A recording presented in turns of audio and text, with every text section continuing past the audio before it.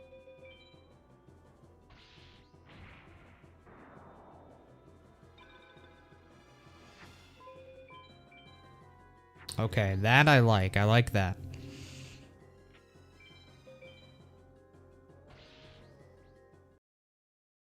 Is there anything good from Haishin 1? Yeah, if you do manage to beat him, I could definitely win some cards that could end up helping me later on. But nothing too crazy good, unless I get a good rank on him, of course. If I get a good rank on him, then we have some potential to win some game-changing cards like Meteor B Dragon. But the odds of you beating Haishin, the odds of me beating Haishin at all, like with no farming, just with the starter deck, is already extremely low. And that's just to beat him at all with any rank. The odds of me beating him and getting an A rank or an S rank are virtually 0. So if I ever did try to beat him, and I ever did manage to do it, it would almost definitely be a B rank or lower. And on those ranks, yeah, there is still some decent stuff I can get, you know. Things like Black Dragon Jungle King, which would help, but nothing that's gonna change the game at all.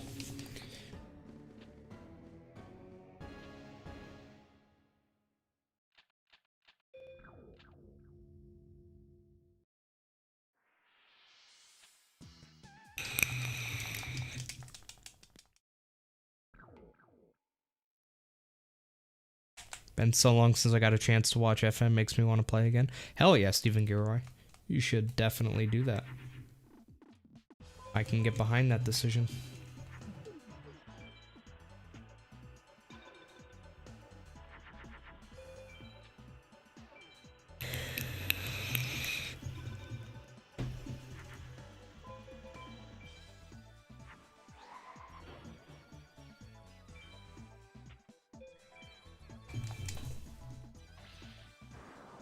I feel like my controller's dropping inputs.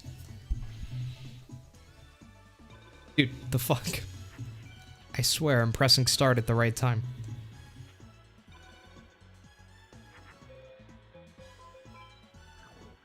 Yeah.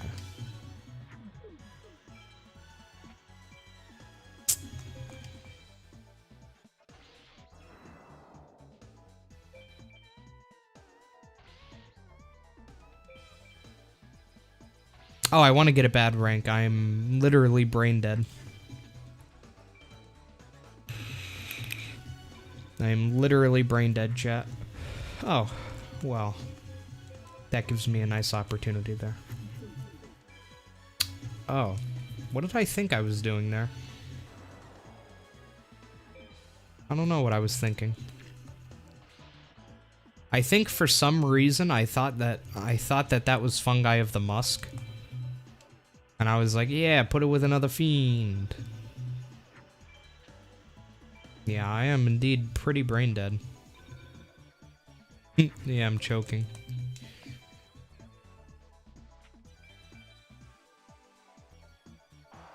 I did one fusion, so this should be fine.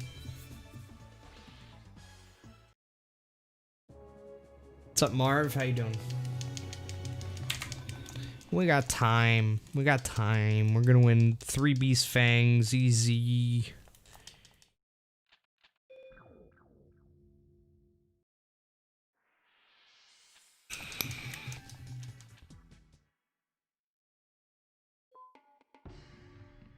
I got Vishwar at least. Let's see. 2 Egaboons, okay. It's actually pretty bad drops overall. I can afford more than 3. Come on now. Vishwar. Okay, I guess Graveyard. Fucking Flame Ghost. Fucking Holograph. Yikes. Thanks, Waterlord. Appreciate you. Welcome. Nice to see you. This run's bad so far, but we're still very early, but it's quite bad. Yeah, I feel like I want to keep that. Because if Agumo is played, I'm not going to have many opportunities to kill it. One of my best is going to be Flame Swordsman, and if I already have an 1100 warrior, I have a few pyros, so... Alright, 1100's already enough to kill that. Okay, well that definitely helps.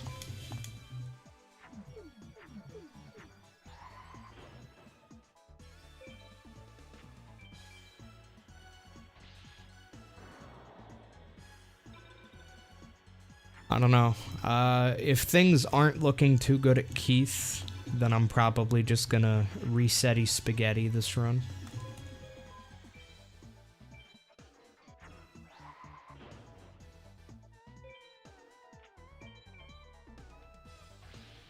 I want to get an actual good run going, you know what I mean? This starter deck is pretty bad. I mean, it has 2 dragons and 1 thunder with Regeki, so I was kind of forced to go with it. But other than that, it's quite a bad starting deck. So I was kind of hoping I'd get some really decent shit from Rex and continue blowing through, but that didn't really happen, so I'm in a bit of a bind here.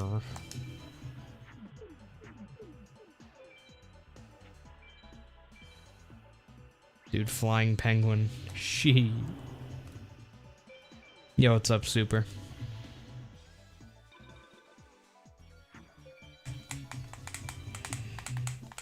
Yeah, we'll see where we're at Keith, and then we'll decide whether or not we want to continue the run from there.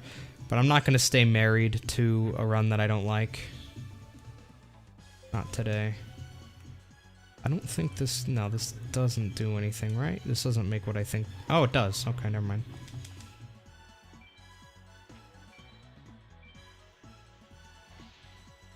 Card... Oh, Fiend's Hand was what was the other one I was thinking of. I think that also has some fusions with that. Yeah, we're gonna need to win some pretty decent stuff between Weevil, Mai, and Keith if we want to keep this run going. Like, maybe I'll keep it going to Shoddy just to see if I pick up a Beast Fangs or something. We'll see.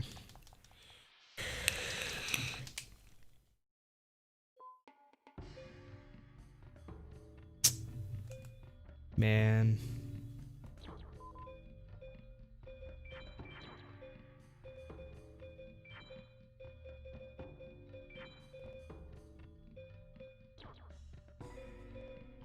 Ron is putting me in a rough spot, I ain't gonna lie. So the way that the drops are decided, Stephen Gilroy, is it's always 7 away. That's the easiest way of thinking of it.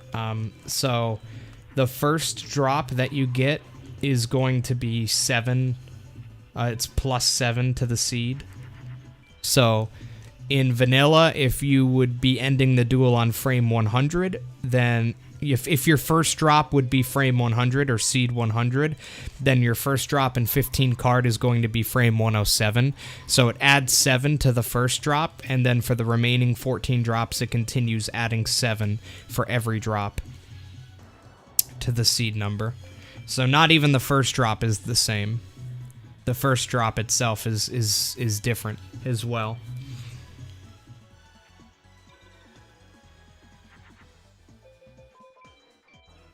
Alright, game. You can't entice me with these good drops, or these good draws, okay? I know that these draws are not... This isn't normal for this deck, okay? I know the deck is quite bad. This is just extremely good draw luck. I only have 2 dragons, and I've already drawn them. So I can't let this duel cloud my judgment on how good my deck is. I know it's bad.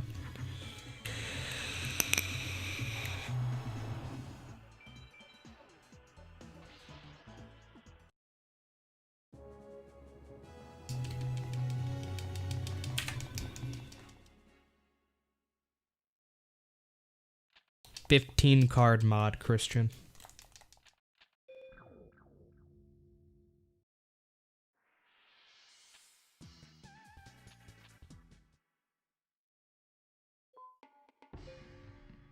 Yeah, this run sucks ass, I'm not gonna lie. This is pretty bad.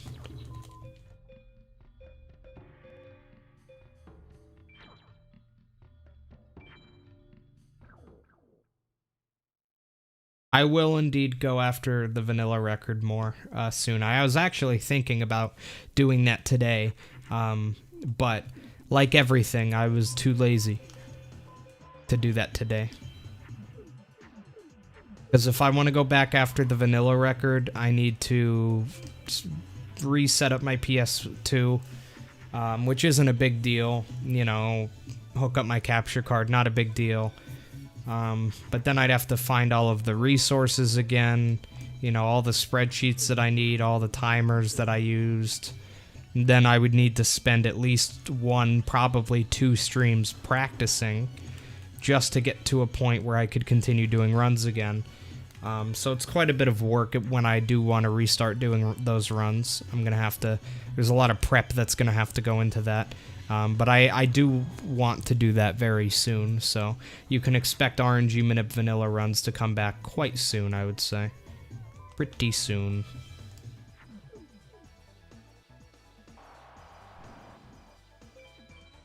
Time to reset? No, I'll wait until after Shoddy, probably. I'll just see if I get anything crazy from Shoddy. It also depends on Keith here. Like, if Keith gives me, like, 2 or 3 dragon zombies, and then Shoddy also gives beast fangs, then it's probably worth continuing for a little while longer just to see how everything else goes. But, you know, if I win, like, 1 dragon zombie from Keith, nothing from Shoddy, then yeah, I'll just fucking kill it and go again.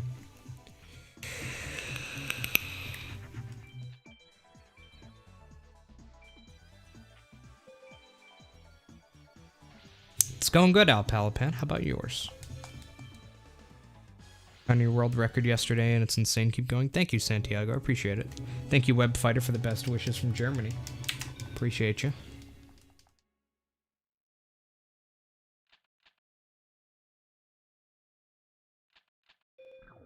I mean, you can technically calculate the RNG minute for all 15 drops. Like, it's not that hard. If I wanted to calculate an RNG minute, I would just, you know, let's say, okay, I'll create a manipulation to end the duel on frame 100. And then what I would do is I would create that manipulation, and then I would look at, okay, what card do you win on frame 107? What card do you win on frame 114? And I would look through in intervals of 7, and then I would have a list of 15 cards, and it's like, okay, if I perform that manipulation that I just made, I will win those 15 cards. So it would be really hard to find, it would be kind of difficult to research, like, okay, I want to find like a set of 15 cards that's really good. It'd be a little annoying to research that, simply because you'd have to be looking in that intervals of 7 thing. But it shouldn't be too bad, honestly.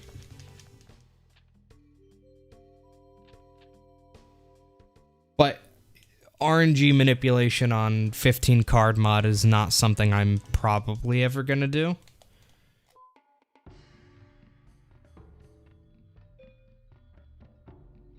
Damn, not a single fucking dragon zombie. That's rough. Yeah, Shoddy's gonna have to drop like multiple beast fangs for me to continue this run. But yeah, like I said, I'm probably never going to do RNG manip stuff on this. I just don't feel like there's really a point. If I'm gonna spend time working on RNG manip, it's not gonna be on 15 card mod. It would be on vanilla. I don't really feel like there's much point in RNG manipping this.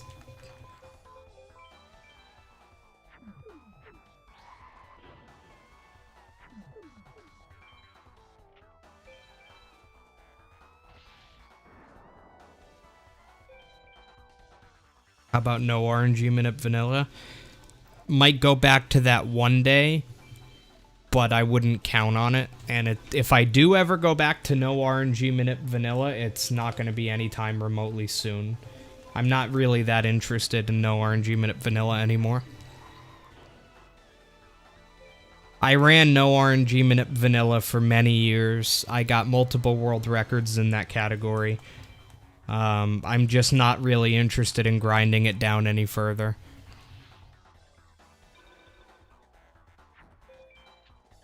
Really, the future for me as far as like actual competitive speedrunning goes is going to be 15 card mod and you know, 15 card mod any percent what I'm doing right now, and vanilla any percent with RNG manipulation. Those are going to be like the main 2 categories that I focus on from here on out. Alright, let's check drops now.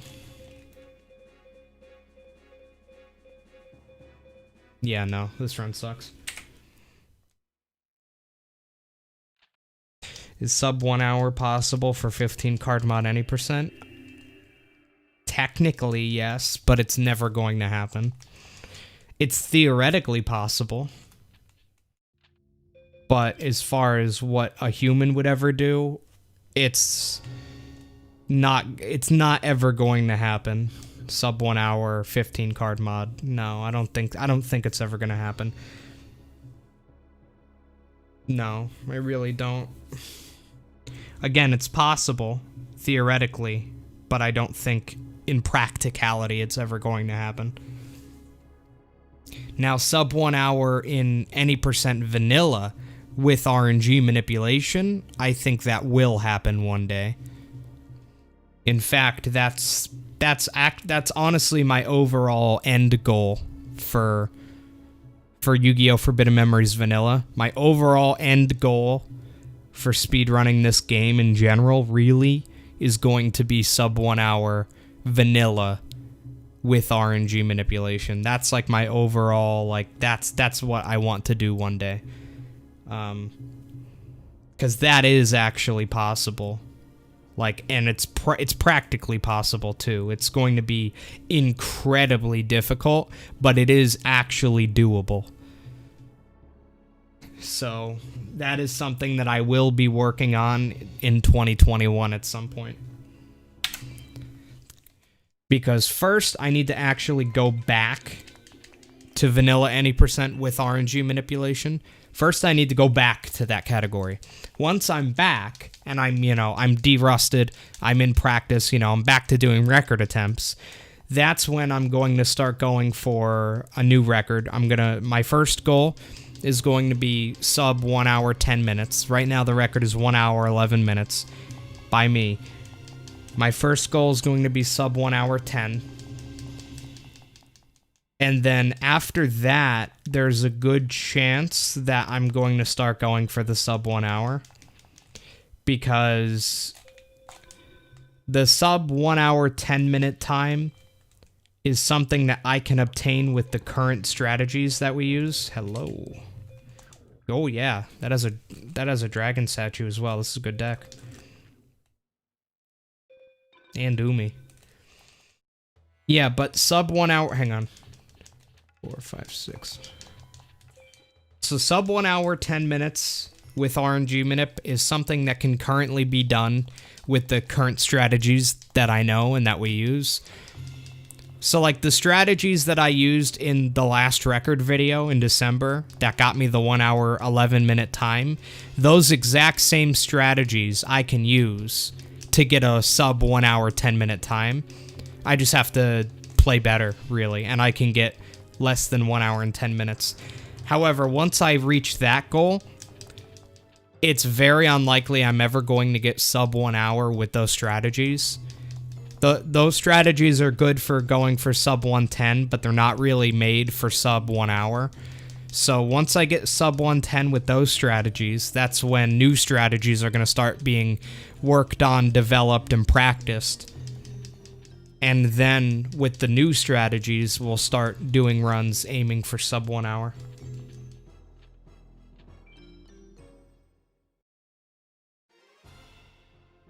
And the new strategies are going to involve, like, full manipulation throughout the entire game. I'm talking, like, manipulation throughout World Tournament. World Tournament manipulation. That's really the last thing we have to add, because we already manipulate all of the mages and Final 7. So really, the last piece of the puzzle is going to be World Tournament Manip. And there's multiple minutes we'll be saving on that. So that World Tournament Manip is what is pretty much going to unlock sub 1 hour as a real possibility. Now, like I said, it's going to be very difficult because that means that we are RNG manipulating the entire run. From start to finish, it's constant manipulation. So it's going to be very difficult to do that, but it is possible. So that's what I'll be aiming for sub 1 hour.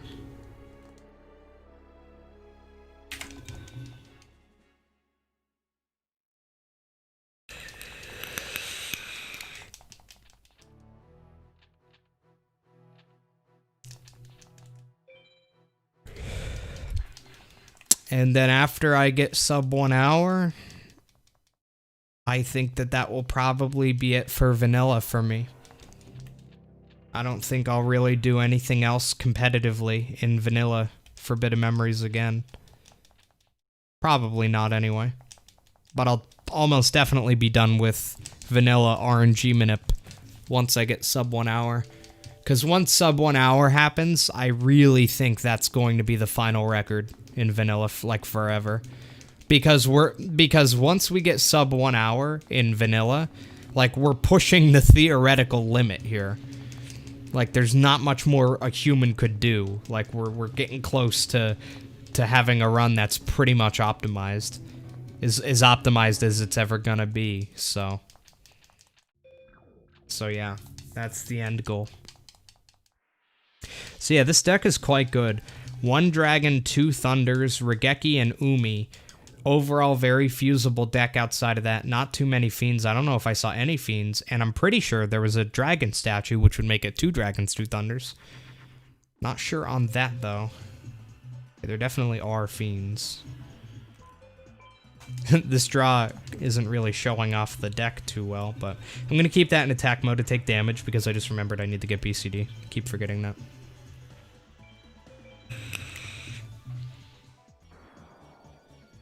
Probably not worth looking up RNG manips to get those things, no. Not in vanilla anyways. Not unless it's not unless it doesn't lose time. I'm not sure if it would really be worth it. It might, but probably isn't worth it. But it might be. We'll have to look into it. It depends. We're gonna have to really look into that and see if it's worth it. My money's gonna be on no, but it really depends on how it works out.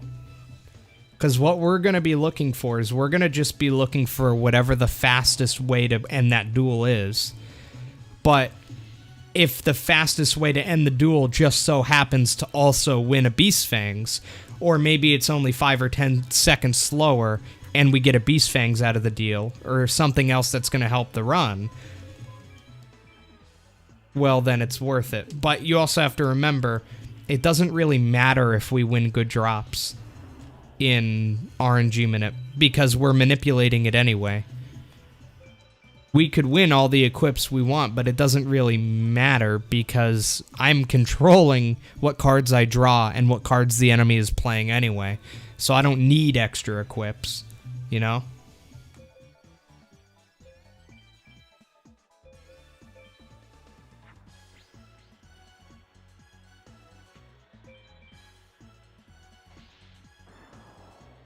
Once I have those 3 MBDs, I can manipulate so that I draw them all the time, and I can manipulate it so that the enemy always plays a card that MBD can beat. So if that's happening, having an extra Beast Fangs, having an extra Dragon Treasure, it's not really going to help me at all. Yeah, if I drop the manip, then that's a different story, but we're talking about a theoretical really good run. I'm not going to drop the manip in that. Also, what the fuck? I won 2 Dragons and a Thunder? Holy shit.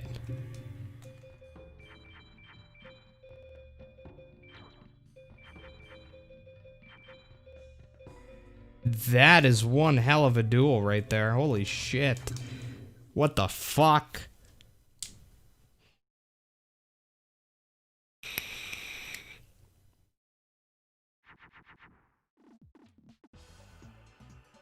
This is quite the draw, I'm not gonna lie.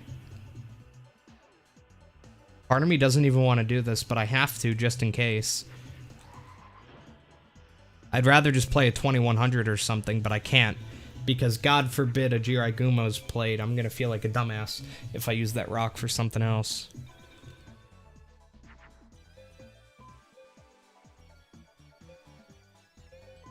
Do this. Just so I have that female that I can use however I want now. Gumo? Alright, I would have felt good if it was a Gumo. But whatever. Gotta do what I gotta do. Yeah, this is a great start. What is that, like fucking... like 4 dragons or something now? I started with 2 because of the dragon statue. I just won another 2, so that's 4. And I started with 1 thunder, and I just won another one, so that's 2. So 4 dragons, 2 thunders right after Rex. See how that's quite good. Not to mention I won a bunch of usable beasts. This deck already has a good amount of females, clearly. Clearly. Keep drawing them.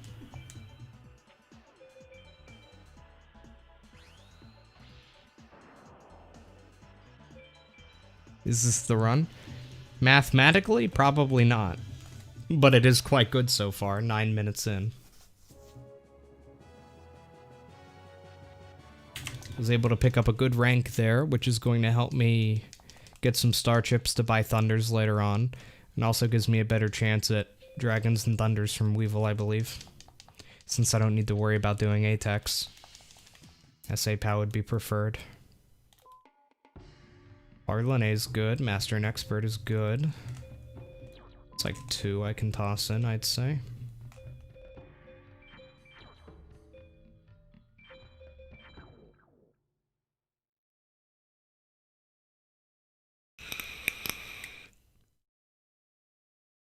Meadow Mage, Matthew. Low Meadow Mage. Hello. Yeah, this deck is great. If you theoretically never drop the RNG minute, you could win the game without... Yeah, I could win the game without the MBDs, but it would be a lot slower. Even if I never dropped the RNG minute, it would still be way slower. The thing about winning 3 MBDs is that it makes every duel after that a lot faster. Because I can manipulate duels where I win in like 2 turns. Without that, I would have to constantly manipulate fusing twin-headed, which is still weaker than MBD. So not only would duels go on for extra turns every duel, but I'd also have to spend time doing the fusions and things like that, which is just all around slower. So it is indeed faster to manipulate the MBDs in order to make the duels after that faster. So in a perfect world, assuming we never drop the manip, it is still better to get the MBDs than it is to not.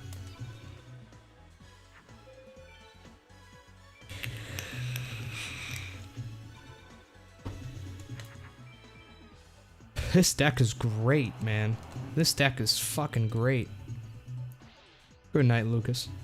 Yo, Tyler with the $10 super chat. Thank you so much, Tyler. I really appreciate it. Let me finish this up real quick. Here we go. Been watching you since the ending part of the 15-card tourney. Took my first stab of speedrun today. 3 hours, 24 minutes was first time. Anyhow, good luck with the runs. That's a pretty decent first time. I'm assuming 15-card mod. That's pretty damn good for a first run. Congrats on that, man. Alright, bad drops, except for the Mavelus. I'm going to toss that in. But Silver Bow and Arrow, I'd actually rather than that. And then I'm going to toss out one more little sucker here. One more little Genin sucker, you feel me, for a Mavelus.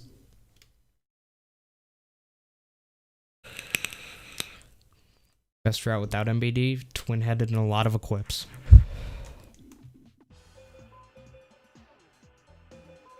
Actually, let's try to get a good rank here. I can use the Thunders. But yeah, just twin-headed and a bunch of equips. Pegasus Atex, Isis BCDs, things like that. This kind of bothers me. Really much I can do here. Let's just, you know what? What did he play? Oh, okay. You know what? Let's do this. You know, I was gonna do this and attack with that, but this probably won't work, because it's probably 1930. Oh no, it's a Dark Elf, okay. I was worried about that being Castle of Dark Illusions. Yeah, what's up, Creep? Coom indeed.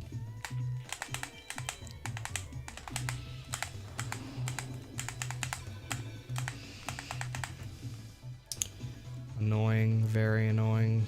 I want to try to get a good rank here, but it's not looking good. Let's just go.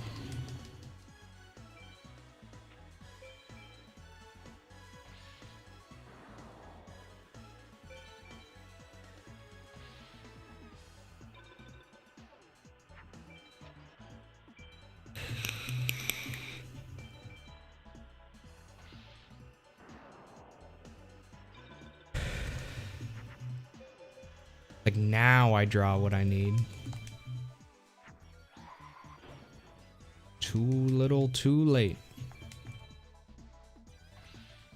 That's fine. BCD is fine. I have a better chance for Dragon Zombie. Thing is, though, on SA POW, yes, your odds for Dragon Zombie go down, but you also have chance of winning Thunders, which I need more than Dragons at the moment. But not much I could have done.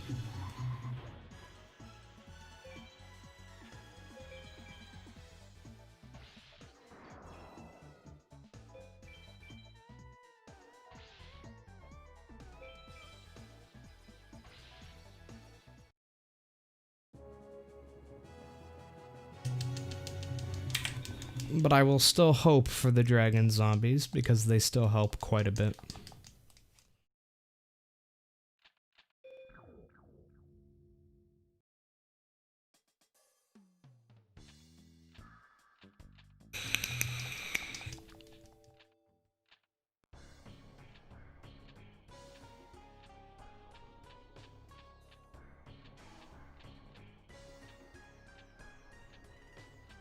I mean, yeah, if you have Megamorphs, Bright Castles, and things like that, then your deck should already be good enough. As long as you confuse Twin-Headed constantly. So you should have plenty of Dragons and Thunders as well, but that is already good enough to beat the game. I mean, the only real way you can continue strengthening your deck now would be more Megamorphs, more Bright Castles, or getting MBDs.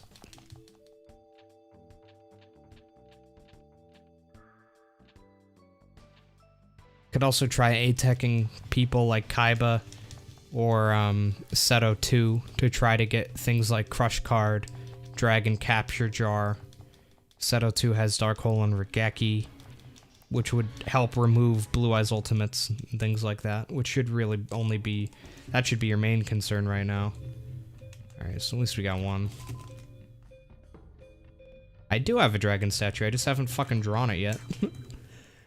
I wasn't sure if I actually had one. It was Dragon something. I thought maybe it was Dragon S and I just read it wrong. But I haven't drawn it. Pretty epic.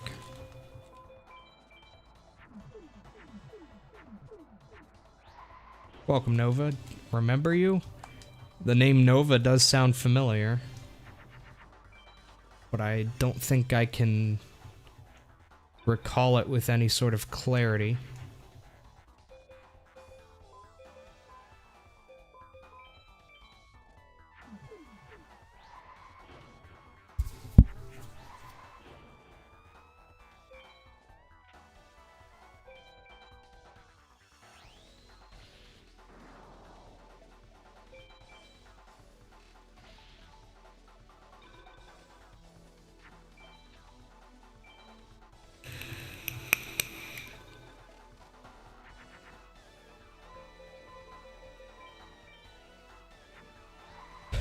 Yo, what's up, Rick? Welcome.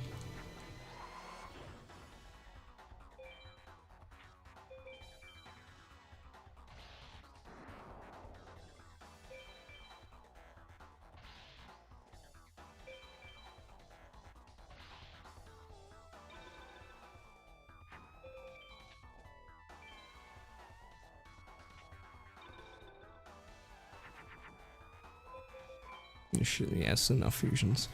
Pretty good so far, Nate. I restarted the last run because it was bad into a new run. This run so far is pretty good, though. I believe I have 5 dragons, 2 thunders already. One of which is Dragon Zombie, so not terrible so far.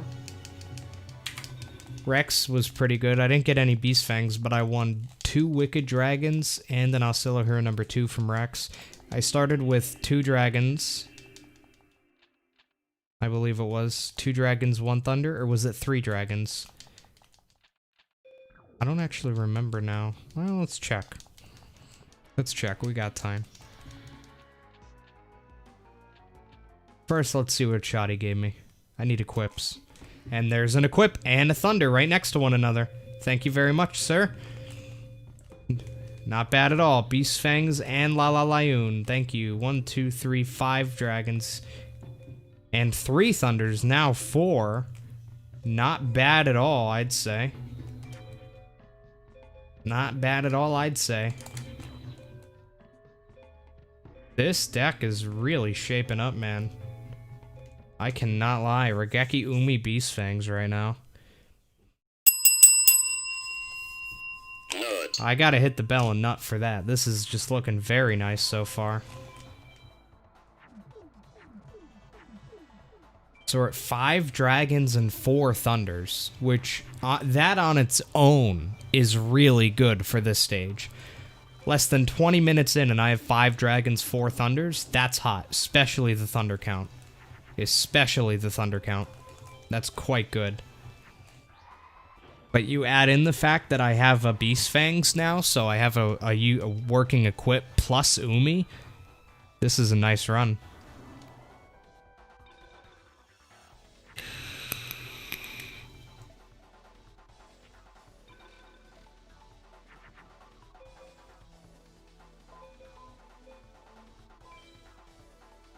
Gonna kind of pray.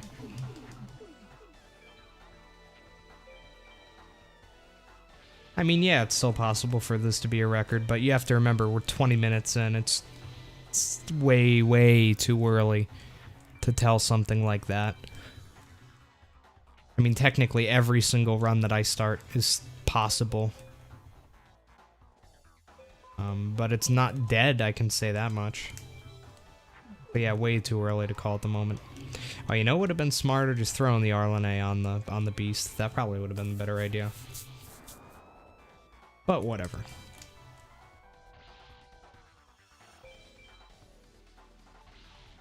Do a little bit of extra damage, and I have the Regeki anyway. Yo, what's up, VN? Welcome. Actually, no, now I'm actually kind of happy that I did that, because I can get extra damage there.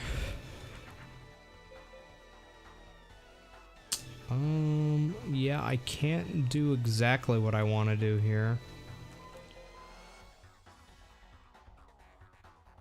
No, not quite. You know. Oh, yeah, I could have put it with that, but I'd rather not. Because now I could just Regeki and win.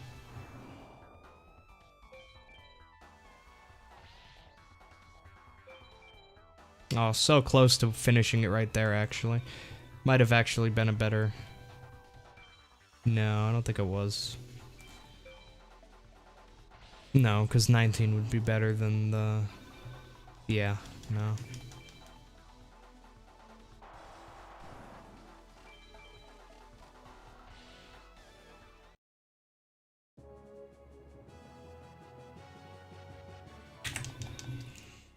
Boo-coo.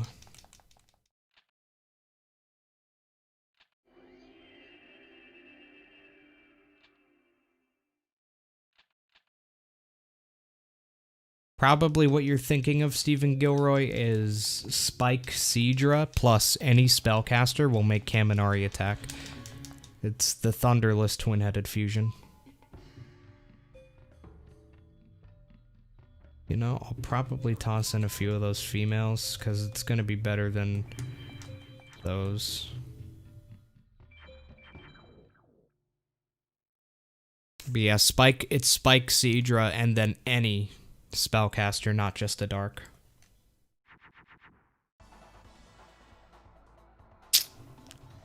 You know, I was going to make Flower Wolf, but that's not an option right now. This is just gonna make the other thing, so I guess I'll just go full in on this and pray I draw Dragon. I'm gonna assume that he's gonna play Meteor Dragon, so I'm gonna do that.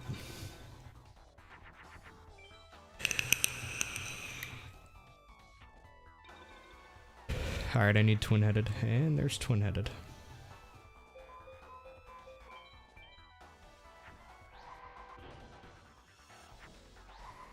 Welcome, Jennifer.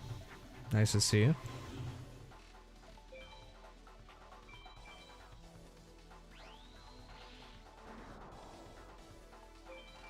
Good Peggy so far. Well, good Peggy overall.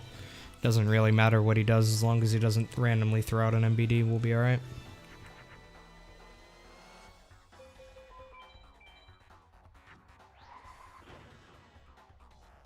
Yeah, overall, this deck is quite good. I'm not gonna lie. This is a great deck so far. Like, on the surface, like, on paper, it probably doesn't sound too amazing. I mean, 5 Dragons, 4 Thunders, Regeki Umi Beast Fangs is really good, don't get me wrong. But I don't think it's, like, amazing. Just off of that. It's good, but I don't think it's, like, crazy good just off of that. But I have so many other fusions in this deck. I have a bunch of females, a bunch of beasts. Everything is fusing very easily in the 2100s and whatnot. Overall, quite good.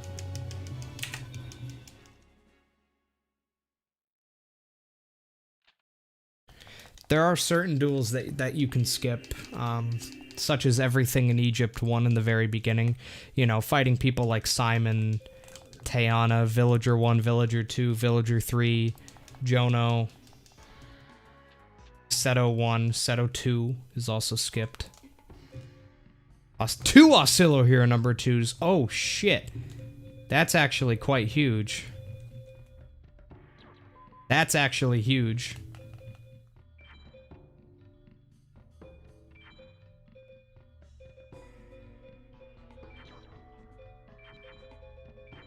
Yeah, this is huge. My Dragon and Thunder count is ridiculously good right now. I'm already at 6 Thunders. I'm already at 6 Thunders. And I haven't even purchased one yet. That's very big.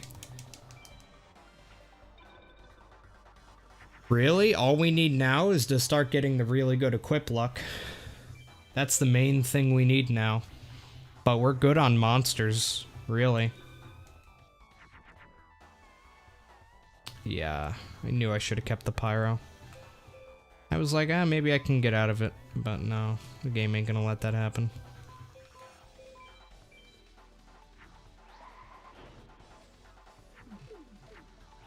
The game ain't gonna let that happen.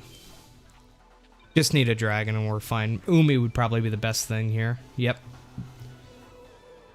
Because I'm gonna need the twin-headed anyway. So Umi at least prevents any stupid shit from happening with magics after this. I just need the twin-headed now. Yikes. That's bad. I really needed the twin-headed right then and there. I have a lot of dragons, so this shouldn't be this hard. No, I don't think so, Stephen Gilroy.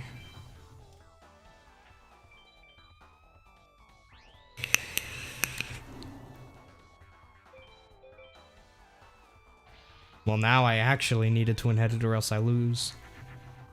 Oh, shit. What the fuck is this? Half my deck and not a single twin-headed? Not a single dragon? Yikes. I might lose to Isis with a deck that's ridiculously good.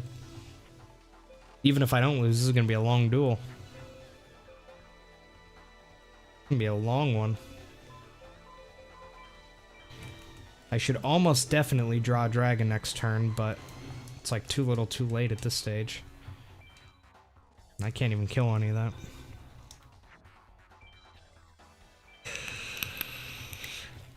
I mean, once I get twin-headed out, I win no matter what, but there's a lot of potential for this duel taking a long time with swords of revealing light and shit like that I might have to deal with after this.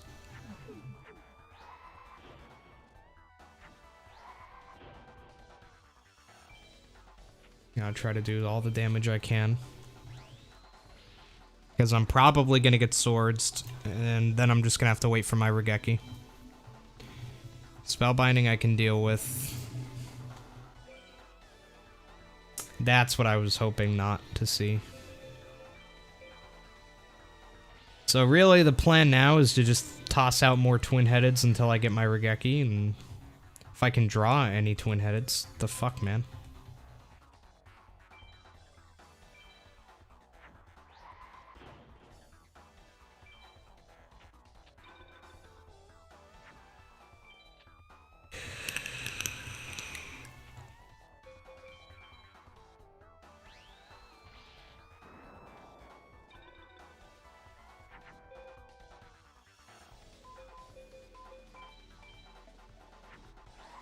I really need to make sure I draw that Regeki by the time the swords is done, though, or else I'm gonna be in some hot water.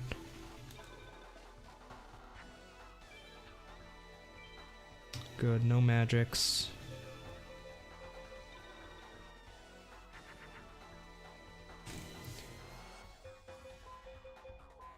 Alright. I really need to draw Regeki.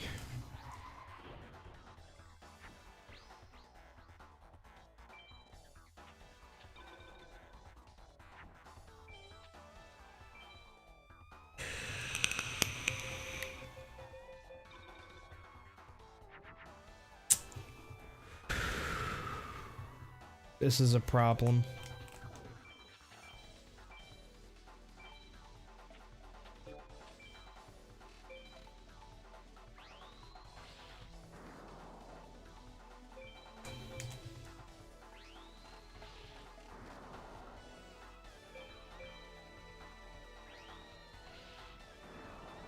If another swords is played, this could be really bad. I could lose.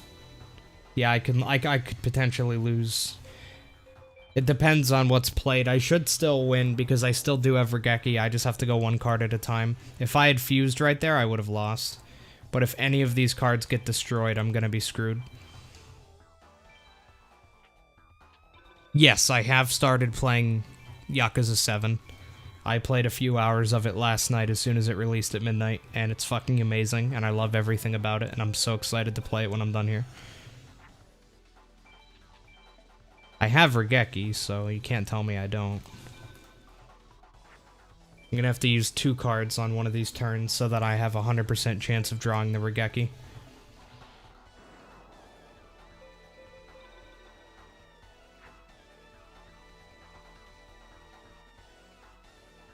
Swords is up next turn, right?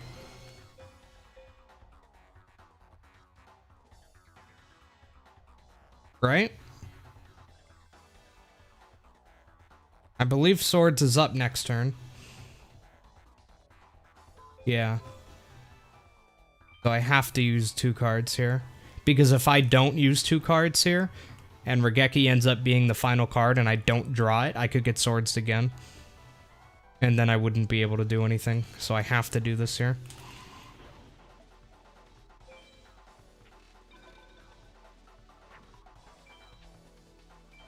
I should still win. Swords is up, I draw Regeki, and it's over. Yeah.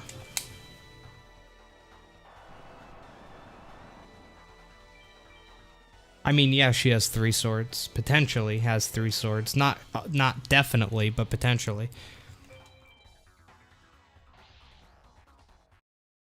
Everybody in the game has up to 3 of each card. If the enemy can play a card, then they can play it 3 times. Seto Third has Blue Eyes Ultimate Dragon, which means he could have 3 of them, potentially. Isis has swords, therefore there could be up to 3. Spellbinding could be up to 3. Any card they have, they could use up to 3 of them. Damn, you didn't even make it worth my time with a dragon treasure or something. That's unfortunate. At least if it would have been worth my time, I would have been not okay with it, but I would have been more okay with it than I am just getting 2 dragons. That's a bit annoying. If I had walked out of that with a dragon treasure, then I would have said it's probably worth the time, but... yeah, Pegasus would have 3 MBDs, potentially. Again, it's not 100%. They don't have to have 3, but they can have up to 3. Because their deck is randomly generated, and when it's randomly generated, they could... and any card that they can have in their deck, they can have a full set of them.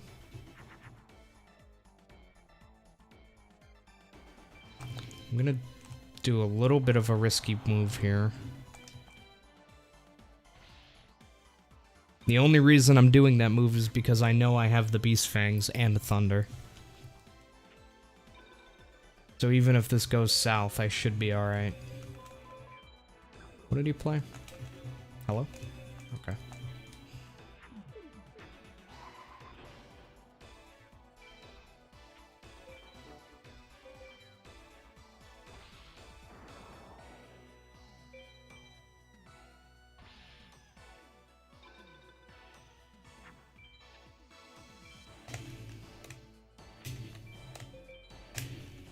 Yeah, you should never assume that you're safe from the enemy playing a monster or anything against you until they've played like 3 of them.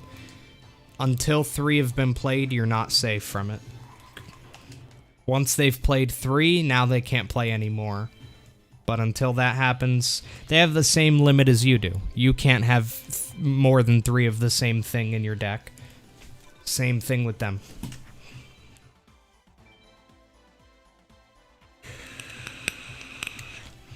Alright, at least Kaiba was very easy mode. Nope, nobody has only 2 of anything.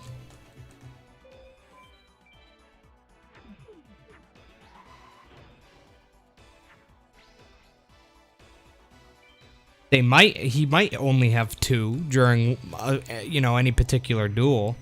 They don't have to have 3. It's completely random is what I'm trying to tell you. It's random what they have. But they could have up to 3 of anything. They don't have to, again, but it's possible. Also, DCJ being the vanilla drop, me likey. Correct, Lucas. Seto Third could indeed have 0 Blue Eyes Ultimate Dragons. I mean, that's happened plenty of times to plenty of people.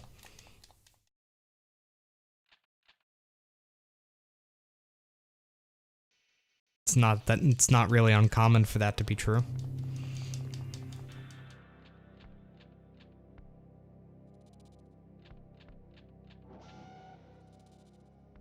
Not possible, Lightbox, no. 3 is the max, just like with you. Just like when you go to add cards to your deck, you can only have 3 copies of the same card. The AI has the exact same limit.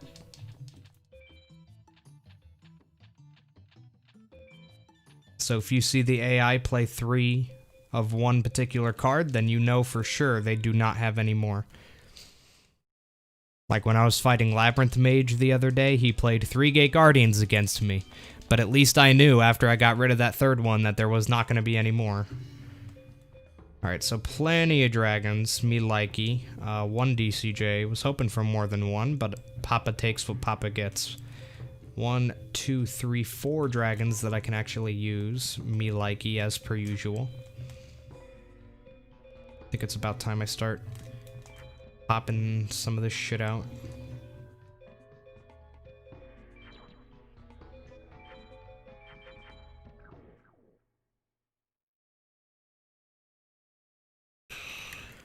My world tournament time is very bad.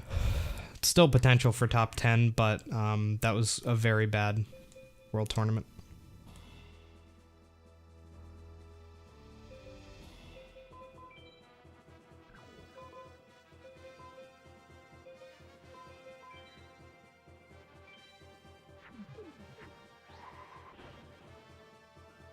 No, Lion Man, there is no fusion for Blue Eyes at all.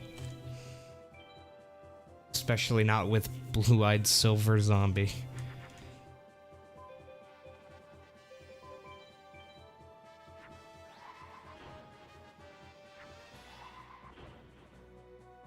Welcome, Adam. It's probably like 16. Oh, okay. That's easy mode.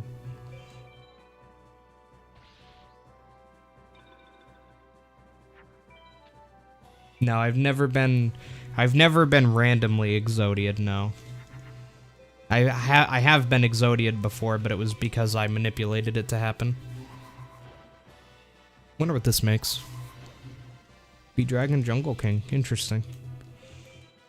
That could have either made that, or it could have made, Mystical Sand, since the resulting attack value was exactly the same.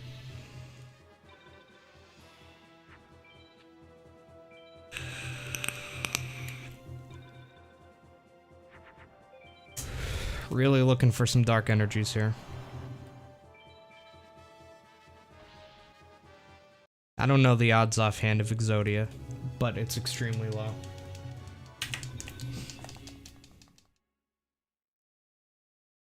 At least in vanilla FM it is, and in 15 card mod, of course, it's the same. In any mods like mod 15 or mod 13, it's different, but in the regular game, The odds, like I said, I don't know the number offhand, but it's incredibly low.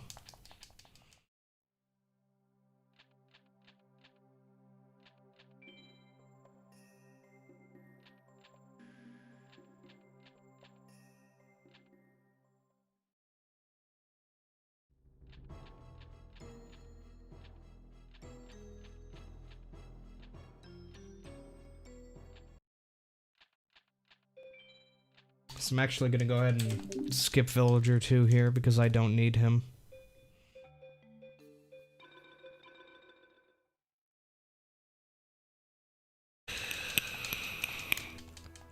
My thunder count is just fine, thank you.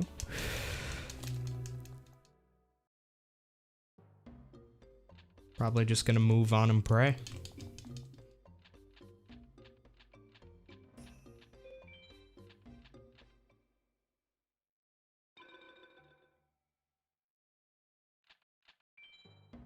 Want to see what I got first, though. Tripwire and 2 Dark Ender. Okay, this is a run. We got a run, boys. We have a fucking run. Oh boy, do we have a run.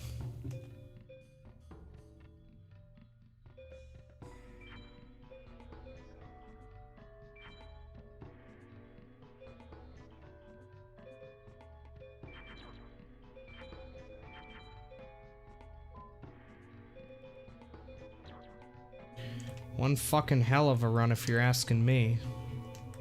I don't know why you would ask me, but if you are asking me, holy shit, this run right now. Oh my god, this run.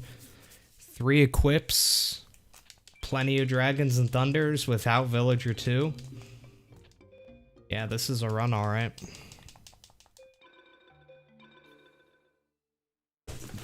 This is one hell of a run. That's exactly what this run needed. Because now I have Umi, at least one of them, which is good. DCJ, so we have a little bit more removal. 3 equips, plenty of dragons, plenty of thunders, which is a huge part of this.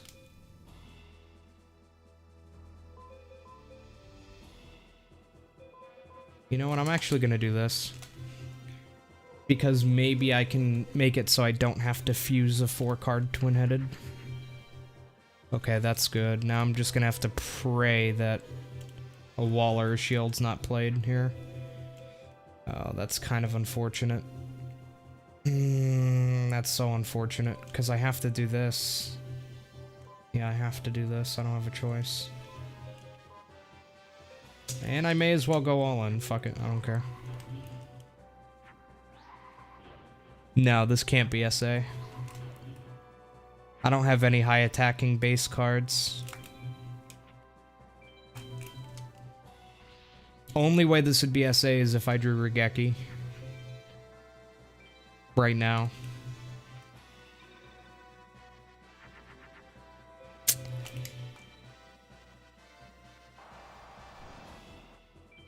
And now I need not a shield to be played.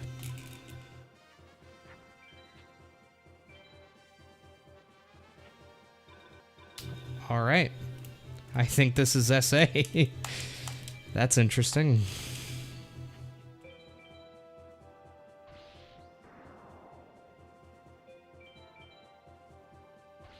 That really couldn't have gone much better there.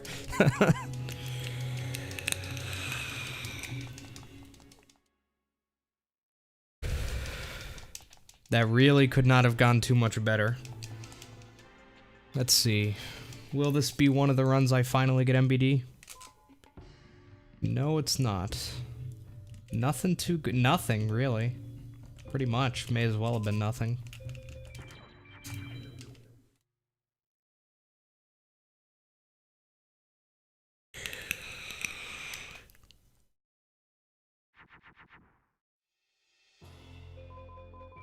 Well, we're just gonna need him to start with fucking, Dragon Champion, and then we'll be okay. Yeah, that's not Dragon Champion. Ah, that's Black Skull, though. I just need twin-headed plus equip. Maybe. Or no twin-headed at all. That also, you know, works.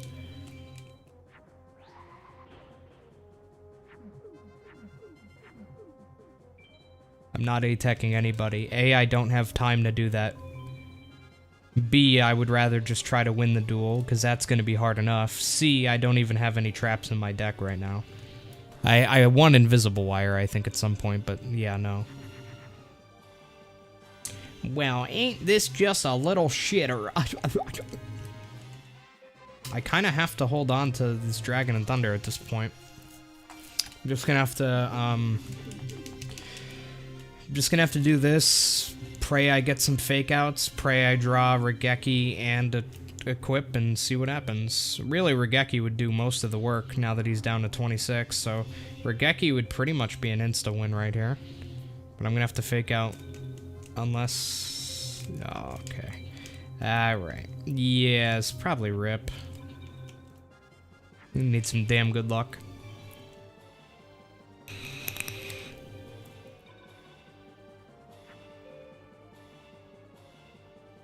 It's pretty good luck. Not sure I would call it damn good, but... Honestly, I'm probably gonna have to go ahead and try to fake out again here.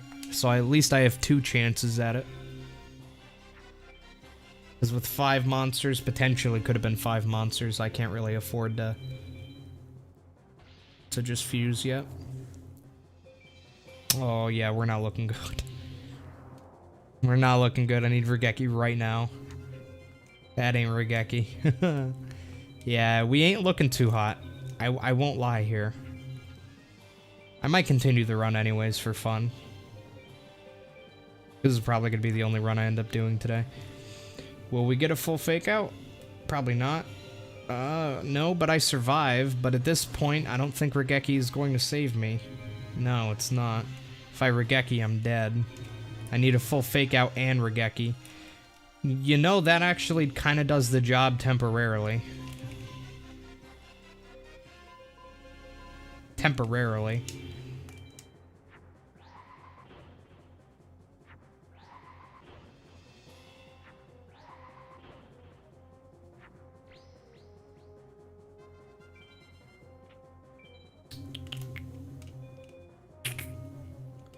Guess I'll take that out. Well, I can. Magic Lock, a Gate Guardian would kill me, but that's really the only thing that would kill me. Be a random Gate Guardian. That could be it. That is it. Wow. Random Gate Guardian would be the only thing that could kill me, and there it is. That's funny. I got very lucky in my bad luck.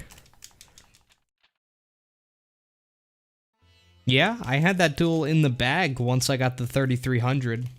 Like I said, the only way I could have lost that duel is if Gate Guardian was randomly played. So that pretty much means that he just drew Regeki. Kapura just drew Gate Guardian. So that means he actually just drew 1 card and it was Gate Guardian. It was a top deck. Rip. Alright, I already did all my things here. So yeah, yep, it's all in. Yeah, let's just keep going for fun.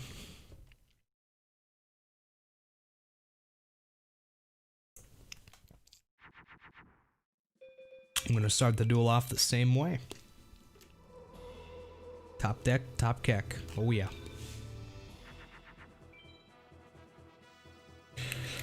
Now I'm just gonna play that a shield or anything in sun is not played. Never mind, that's no longer a concern. Now I just have to pray a shield isn't played.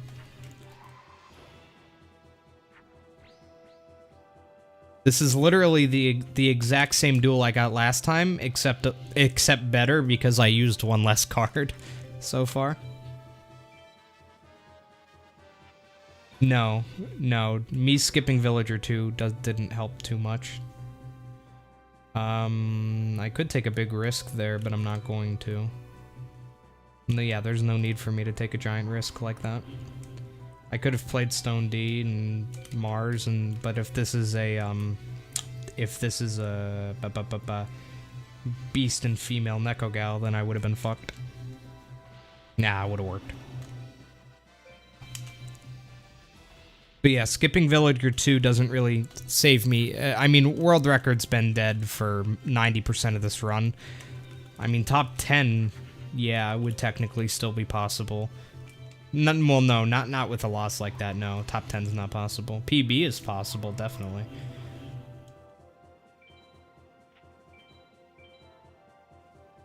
Which is mostly why I'm still going. That, and I just want to keep going for fun. If PB becomes... Like, if beating my 151 becomes impossible, then I'll stop the run. Because at that point, there's really no point in continuing.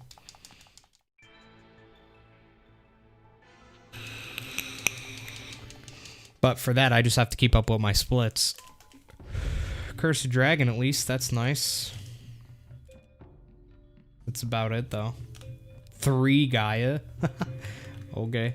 I guess I'll toss in the Gaias, right? Or, I mean, yeah, I may as well. Let's toss in some Gaias.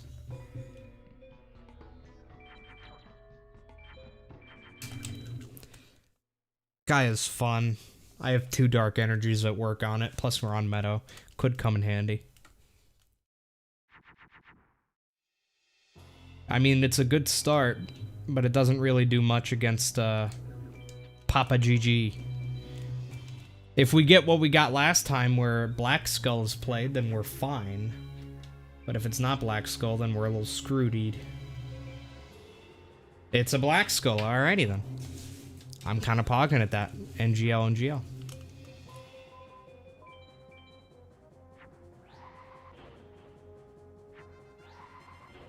Will I face up? Wouldn't it be cool to get a good rank?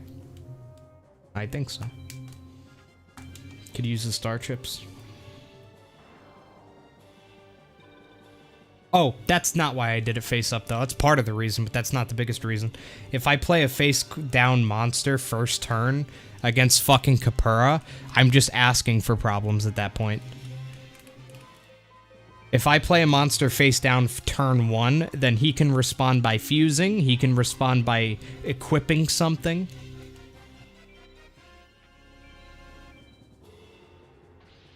Let's say hypothetically he played Gate Guardian first turn, right? If I had played that first monster face down, it probably would have been a Gate Guardian with an equip on it now. So yeah, that's why I didn't play it face up, because I would have been fucked if I did so. What equips work on Gaia? Bunch of bullshit, but the only thing we really care about is the fact that Dark Energy works on it. Well, this is a very different Capura duel, I'd say.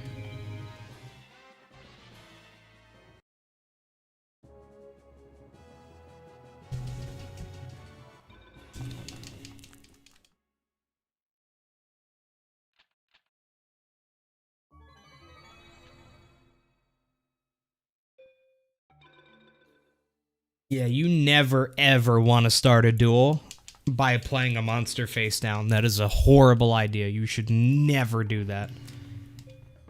Like, ever. And I'm being very serious on that. Never ever start a duel by playing a monster face down, unless that monster is like MBD and it's against somebody where you can't really get fucked because of it. Like, even if I had MBD, I would not have started it. I mean, I wouldn't have played it first turn anyway, but I certainly would not have played it first turn face down against Capura. Now, if it was regular Meadow Mage, and I drew MBD first turn, then I would put it face down. Just because there's a chance he would attack it like an idiot. And end up destroying his own monster.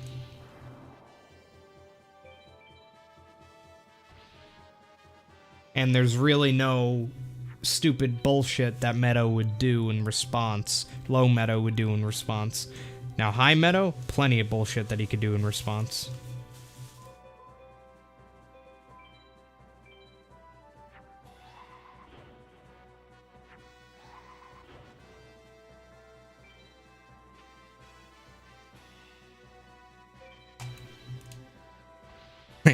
I had to try. If that attack went through, I would have been able to I would have been able to finish the duel right there. But yeah, the best thing to remember if you guys are newer to running this game, or if you're not new to running it, anybody who plays this game, don't ever start a duel by playing a monster face down. Ever. Just remember those words, and you'll be fine.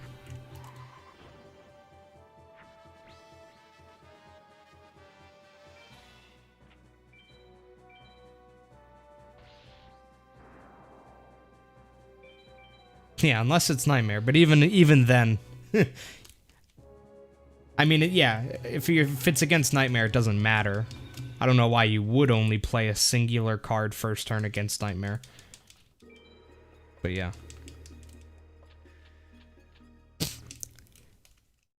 Unless you happen to have Blue Eyes Ultimate Dragon, of course, in which case I could understand it, but other than that.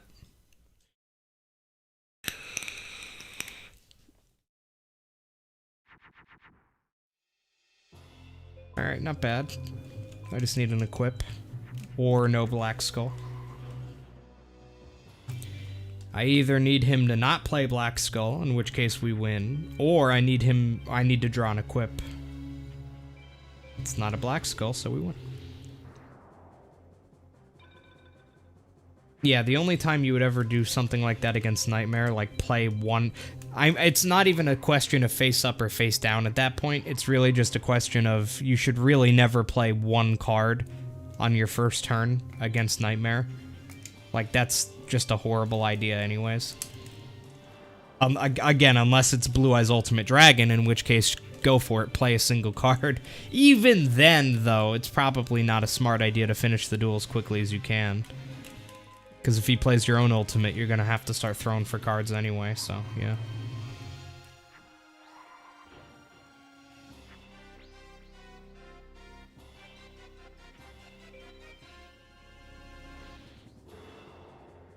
Oh, nice, Matthew. Grats. One time I ran into Ultimate, drew widespread first hand, and they didn't feather it. They didn't draw another. Heck yeah. Nice, Matthew. GG's. Glad to hear you dominated Nightmare.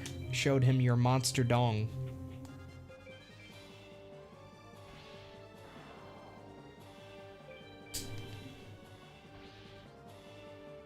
You're welcome, Joey. Welcome back.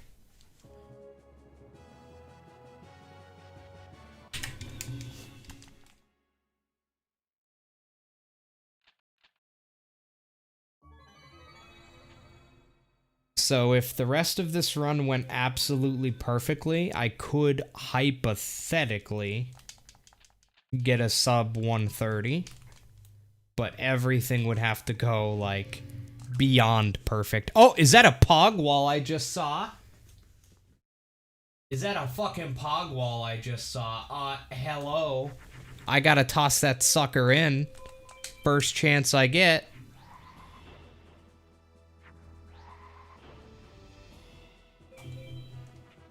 No, I don't have a video about an ideal speedrun deck. There's no point in making a video on that. Lots of dragons, lots of thunders. The more dragons and the more thunders that you have, the better the deck is. Regeki is preferred to Darkhole, and equips that work on Twin-Headed are preferred to not. But it also depends on whether or not you're running on vanilla, or whether or not you're running 15 card mod. But, yeah. Dragons and thunders. Dragons, thunders, and twin-headed equips are always great to have in the starter deck. No need for a video on that one.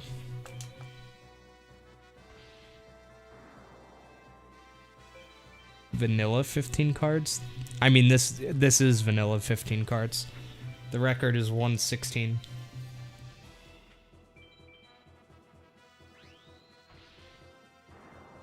I mean, it's not really vanilla if it's 15 cards, but yeah. Vanilla implies that it's the base game unmodified. You can't really add anything on to vanilla, but yeah. 15 card mod record is 116.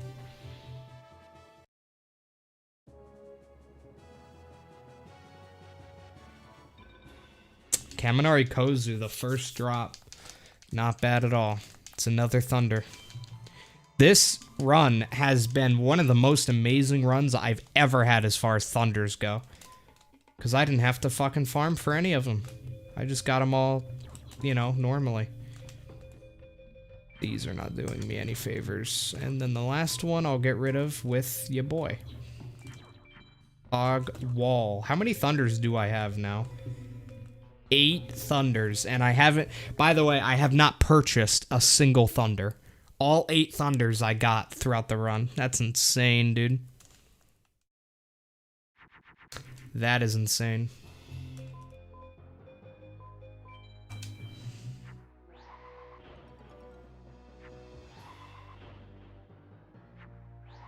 Yeah, it's absolutely playable, Aaron.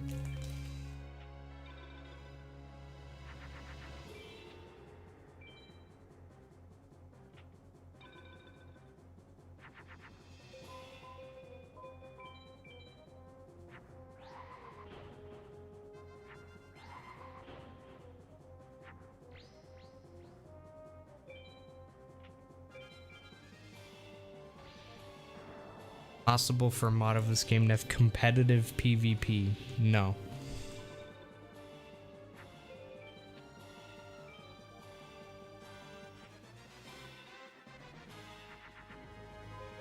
There is no point. Because at the end of the day, it'll be 100% luck. Whoever draws their good cards first wins the duel.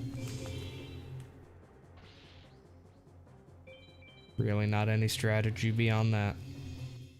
Unless you have 2 players who are not equally skilled, in which case the one who is better skilled would have an advantage. But even then, it's just going to come down to whoever draws the best cards. So, yeah, no.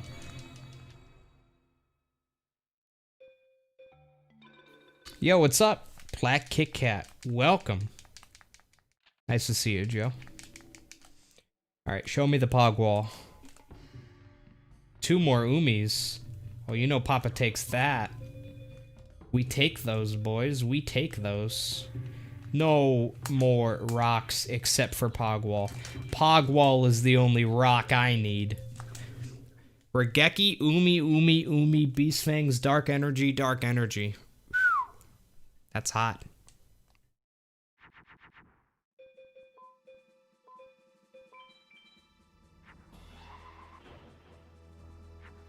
How can you participate in a race? Find somebody who wants to race, and then race them. That's really all there is to it. Find somebody who wants to race, talk to them, and then race them.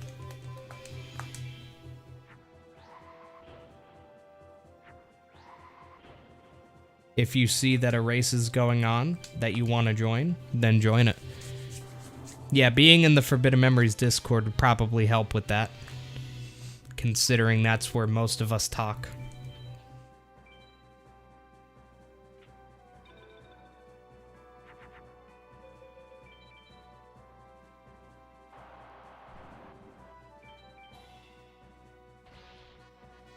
That was a very good low desert mage. Doesn't really get much better than that.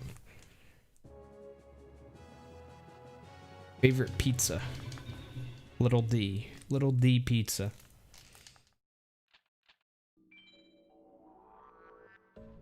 Favorite pizza? I really like chicken parm pizza. It's really good. Sword arm, I was hoping I'd win that. Thank you very much, good sir. For the sword arm. You know, pizza, but instead of normal tomato sauce, it's made with marinara sauce, and then throw some chicken on top. That's a good pizza. That's a good pizza. I do this, you do nothing. Get fucked, boy.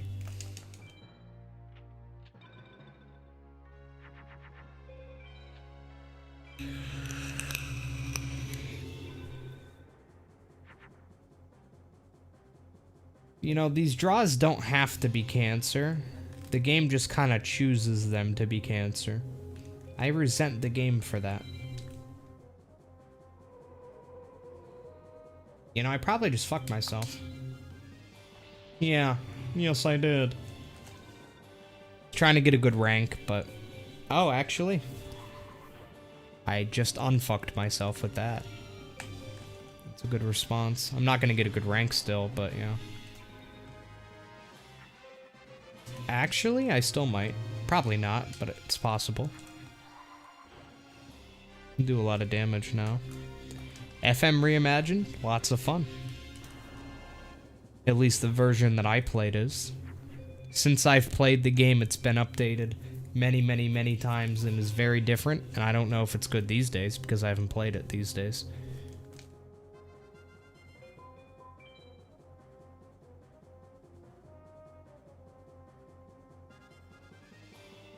Yeah.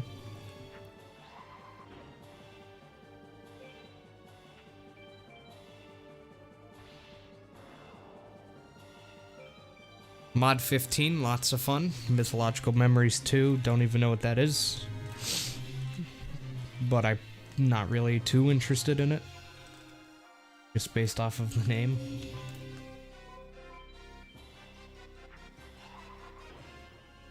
No, this is not an all card run.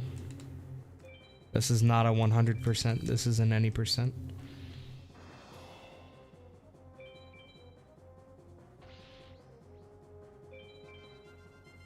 Dating advice, just turn 19 so I can kiss a girl. I'm probably not the best for that Flare Knight. Could be. I still got an A rank. That's pretty pog. I might have gotten a Zoa. That'd be nice. But yeah, I'm probably not the best guy to ask.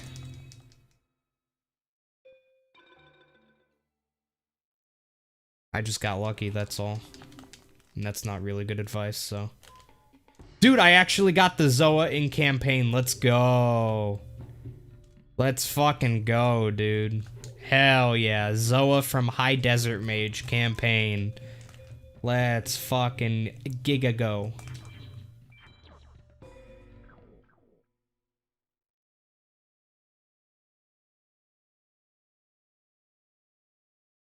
Can I open the new Maximum Gold from Yu-Gi-Oh? Yeah, if you buy it for me, sure. I'll open whatever you want if you pay for it.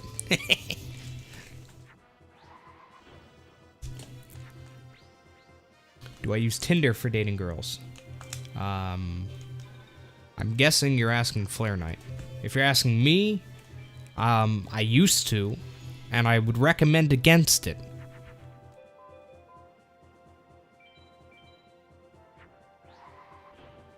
Depends on what you're looking for, but if you're looking for an actual relationship, highly recommend against dating apps. Well, at least dating apps like Tinder.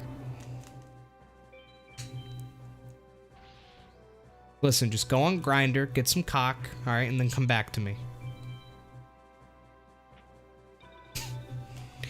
No, but in all seriousness, yeah, I would highly recommend against. I can't give dating advice because I just got very lucky. And again, that's not good advice. Just get lucky is not the best. But I can at least tell you that Tinder bad. In my experience. In my experience, Tinder bad for actual relationships. But you do you. Like I said, I'm not the best guy to get advice from.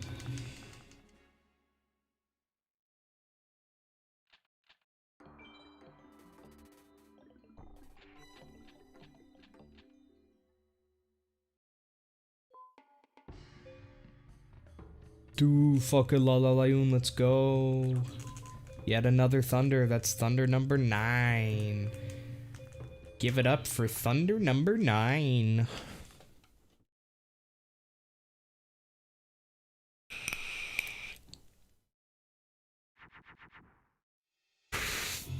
That's a draw. This is one case where I am starting with a face down on purpose.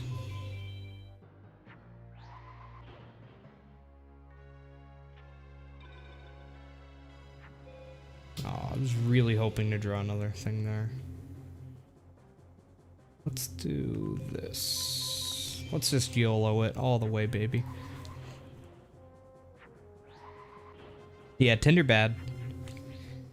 I tried a lot of dating apps. I never had a good experience on any of them. It's not that I wasn't getting matches. I was getting plenty of matches. It's just that the people were fucking assholes. That's the main concern. I'm sure there's good people on there, but, yeah, I couldn't find them. If you can, then all the power to you, but...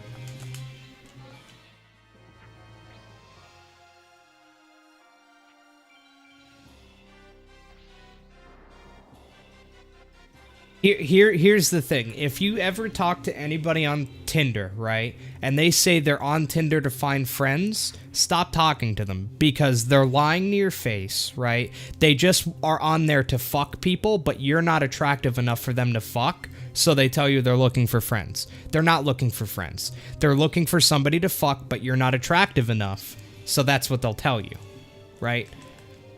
It's just the hard facts here, lads. Nobody goes on Tinder looking for friends. You go looking for a relationship, and you don't find it, or you go there looking for a fuck. Those are the two reasons, and if anyone tells you different, they're lying.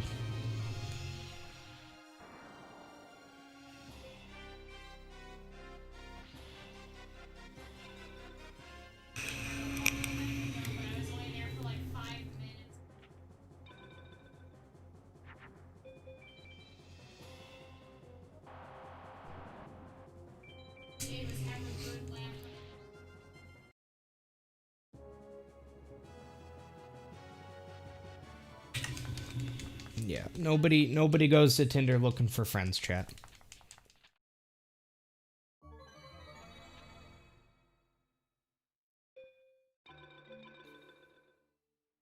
If you ask a girl on Tinder and you say, "What are you on Tinder for?" and they say, "Oh, I'm just here, you know, trying to meet new people, looking for friends," then what they really just told you is, "I want to get my pussy fucked, but I don't want you to do it." That's what they're telling you. Okay? So at that point, just block them. Done. Easy. Unmatch. Move on. Right? Don't waste your time.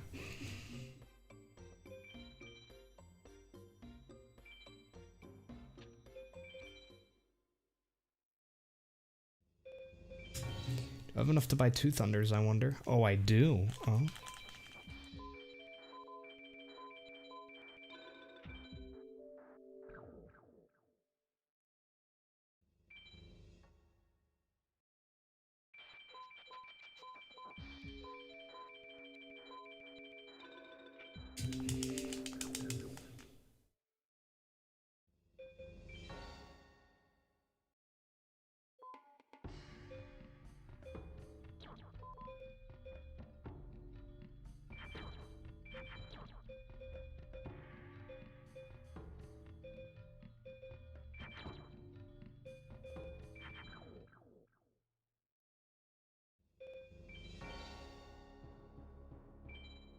Looking for friends on Tinder, yeah.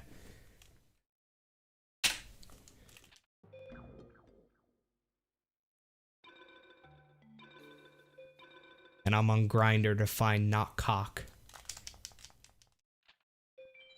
Yeah.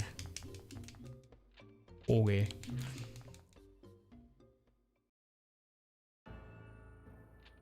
Yeah, it's all bullshit, Adam. It's all complete bullshit.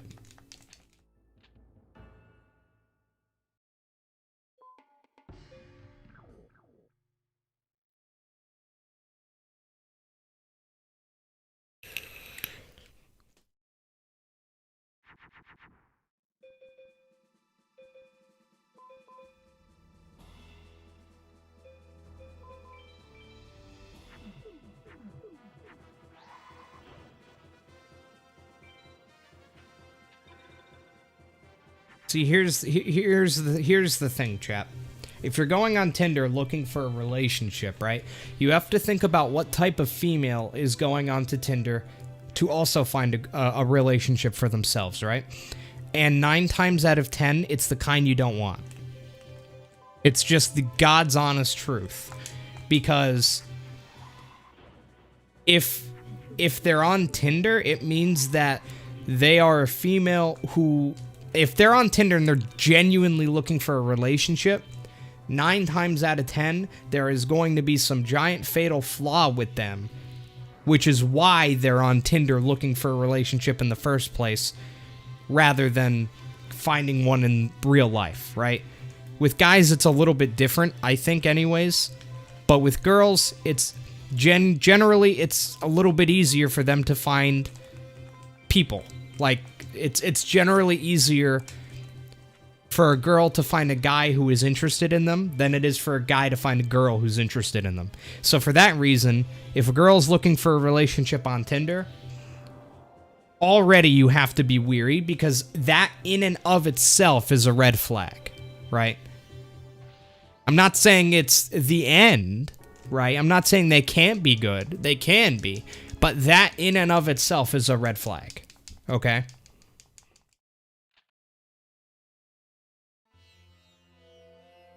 So it's worth keeping that in mind. In my experience, most of the women who are on Tinder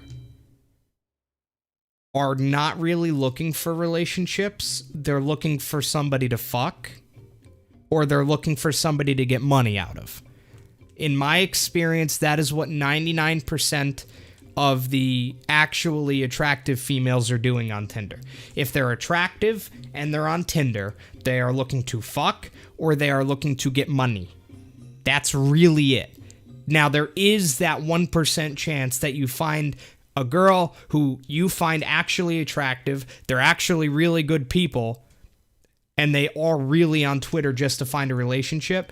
But the odds are so low, like, you're stacking the odds so far against you at that point that, like...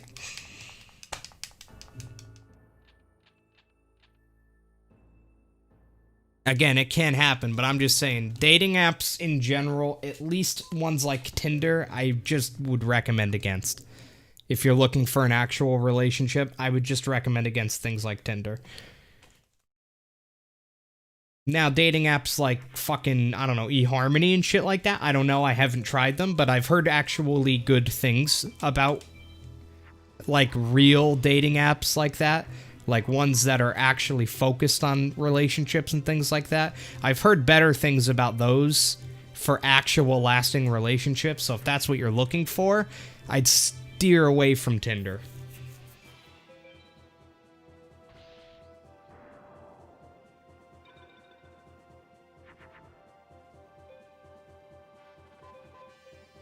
Yo, holy shit, Smurf Zone with the $50 super chat. God damn, coming in like a goddamn legend over here. Holy shit, thank you so much, Smurf Zone. Nut. I just got the Pentanut for you, out of nowhere. How about that? Thank you so much, Smurf. Goddamn. Says, thank you for being so entertaining and playing a game that I love. Well, thank you for watching me play a game that you find entertaining and that you love.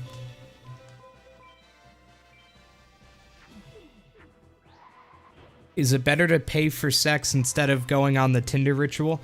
No, if you're looking for sex, Tinder is better than paying for it. Because at least when you're paying for it on Tinder, you have a slightly better chance of getting a hole that's not diseased and used up a million times. Granted, 99% of the girls who are on Tinder looking for a fuck, trust me, they will have disease-ridden, you know, overused holes, but probably a good bit less than an actual prostitute. So that would be my recommendation there. If you are looking for a fuck, Tinder would be much better. Yeah, Labyrinth Mage is really fucking me here. I'm not even getting a fake out, man.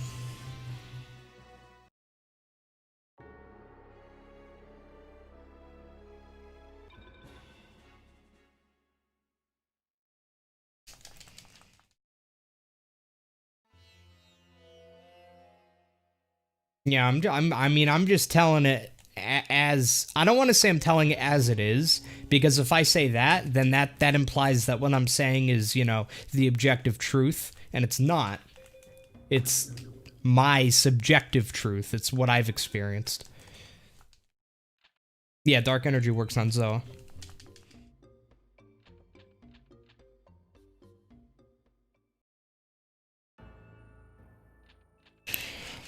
Let me put it to you this way, chat.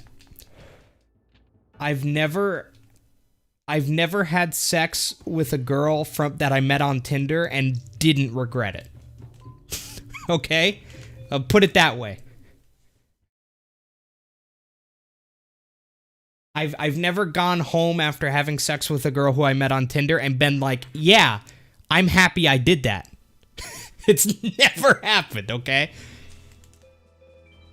It's always been very warm showers afterwards and very empty feeling. Just don't do it. Just don't do it. Why would you do it? Just don't do it. It's that simple. Goddamn.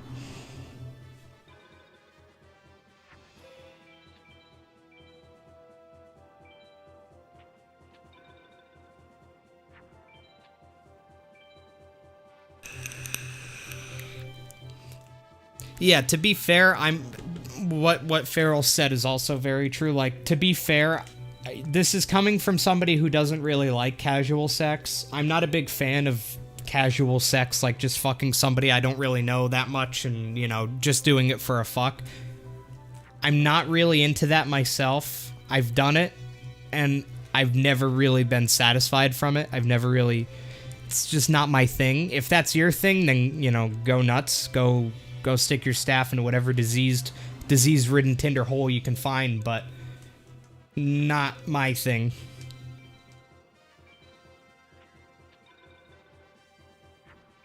Yeah, car will be the weekend.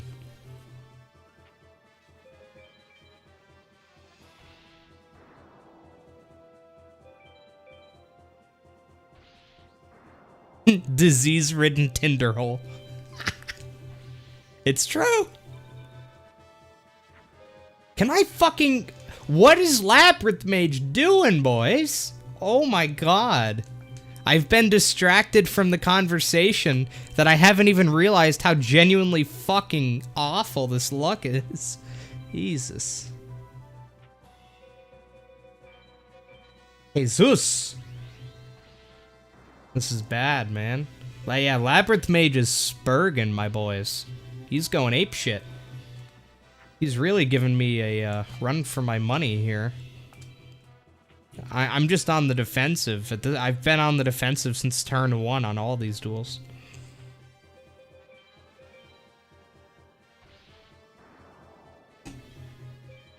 And it's a good thing, Pharaoh. It's a very good thing you got scared off of Tinder.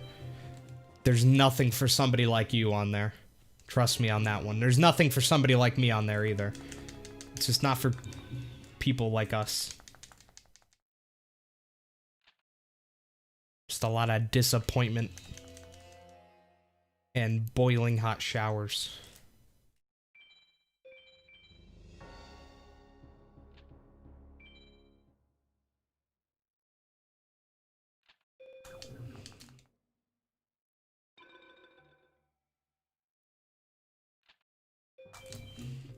College parties, not my thing either. Parties in general are... Come on, fuck you. Really?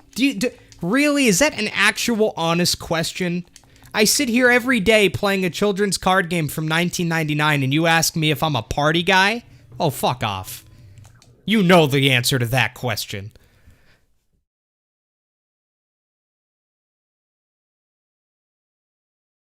Fuck off. That's not a good faith question. Let's get real here.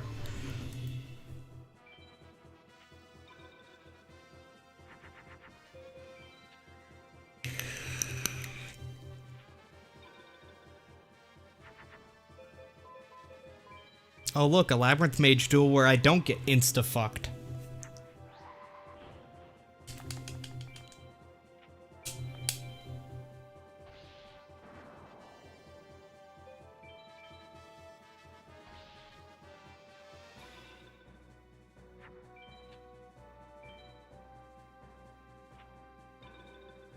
Listen, guys, in my entire life, I've had 2 actual relationships.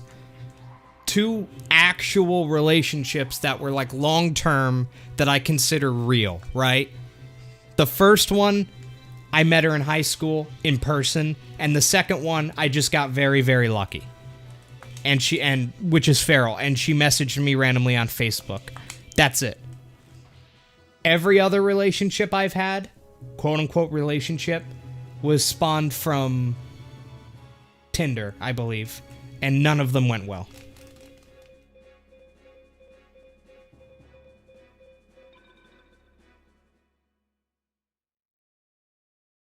I'm telling you guys, Facebook is something. Y'all are sleeping on Facebook for dating. I'm telling you. I am telling you, you guys are sleeping on Facebook for dating.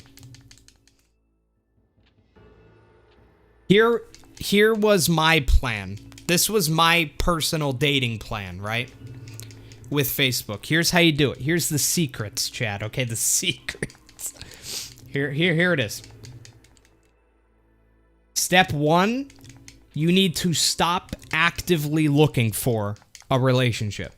You need to stop giving a shit, right? Learn to be happy by yourself without relying on another human being to give you that happiness. That's step 1, is become happy alone, right? That's the most important step. Now, once you've done that, step 2, randomly add people on Facebook all the fucking time, right? You're scrolling through Facebook. Recommended friends, right? You see the recommended friends thing. You know, you see a couple attractive girls there. You have a couple mutuals with them, right? Fucking add them. Why not? People do random ads all the fucking time. It's not weird or anything like that. Just randomly add people on Facebook. Randomly add girls on Facebook who you find attractive. I mean it. Just randomly add them. They'll accept it or they're not, but don't think about it much, right? You're just scrolling through Facebook randomly one day, right? You see the recommended friends. You see a couple attractive girls. Hit the button, add. Keep scrolling, forget about it, right? That's done. Because over time, what ends up happening is you have all these attractive girls who are added on your Facebook, girls who you would want to get to know better potentially, right? You can see their posts that are now getting added to your feed. And the ones that you actually like, you like what they post, right? You have the same interests, you notice, because they're posting about stuff that you like, right? You start liking their posts, they start liking yours, right? A conversation gets sparked. There you go. But this is a passive method of dating. This is not an active method of dating. An active method of dating is going on Tinder and finding diseased holes. That's what we're trying to avoid here, right? But since you've already learned how to be happy by yourself, there's no rush. You're not rushing to find somebody to be happy, right? So you're just kind of chilling, going about your daily business, happy as a clam, you know? You see a post from an attractive girl that you added at some point. You like the post. It's about something you like. You like it. That happens for a couple weeks. You end up becoming, you know, better Facebook friends, start talking, bam, there's your in. The only reason I had Feral added on Facebook was because I did that at some point. At some point, I randomly added her. That's just how it went. It wasn't planned, I just randomly added her. And over time, Feral, yeah, you weren't really active on Facebook too much. Like posting stuff. She didn't really post too much. But again, it was just a random ad. I didn't think a bunch about it, but she saw my posts over time and decided to message me out of nowhere. And now we're in the relationship. I'm telling you, you guys are sleeping on Facebook, man.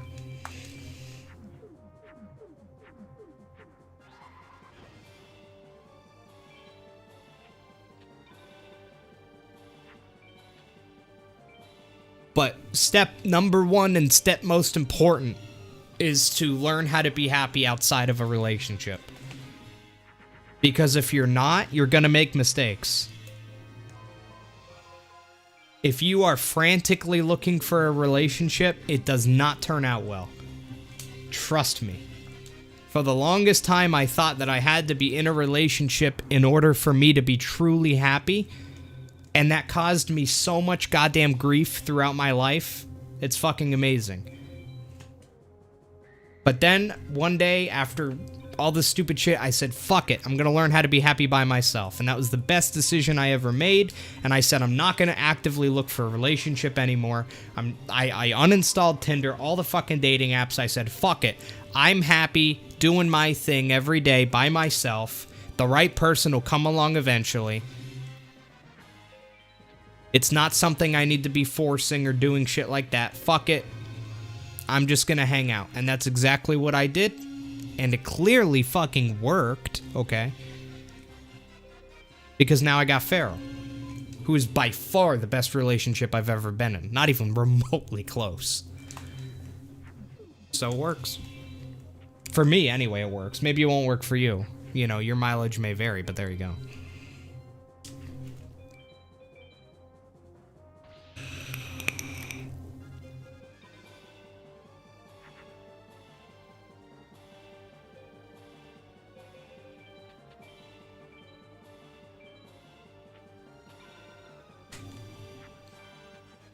Yeah, shoot your shot, man.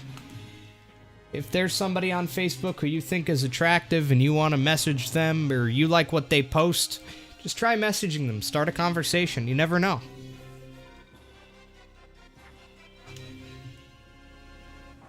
But the thing is, when you're talking to people on Facebook, right, their intent is not like it is on Tinder. Which is why you can find people who don't have shitty intentions on Facebook. But on Tinder, it's much more difficult to find good people on Tinder. It's much more difficult to find actual good people who you will have a lasting relationship with off of something like Tinder.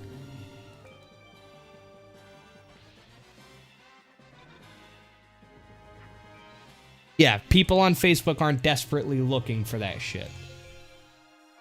That's why I said it's a very passive process. Because again, you're not desperately looking for it either. And you genuinely shouldn't be. Just random ads here and there. Pretty soon, Facebook's algorithm will start to actually pick up the type of people that you like. It's weird, but after I did this for a while, you know, just randomly adding people on Facebook, randomly adding attractive girls, eventually, when I looked at my recommended friends, there was not a single dude. And every single one of my recommended friends was like a girl that I found attractive at the time. It was pretty crazy. So their algorithm will eventually pick up on it, making your job even easier.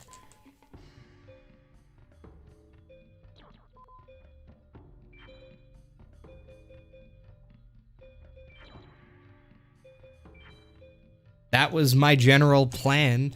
I mean, it wasn't really a plan as much as it was, you know, it was, again, it's such a passive thing. It's not something I was really thinking about doing. I was just, you know, scrolling through Facebook one day, and it was like, here's like 4 recommended friends, and I'd be like, oh, okay, add, and then I'd just keep scrolling. Didn't think about it again, ever. That was just the end of it in my mind.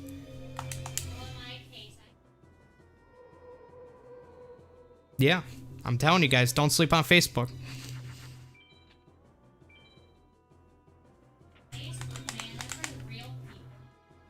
You can find some genuine shit over there. I'm for real.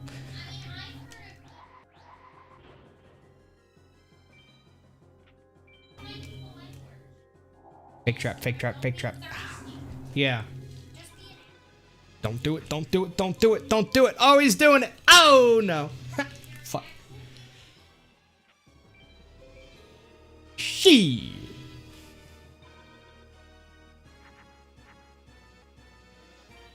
Play magic. Play a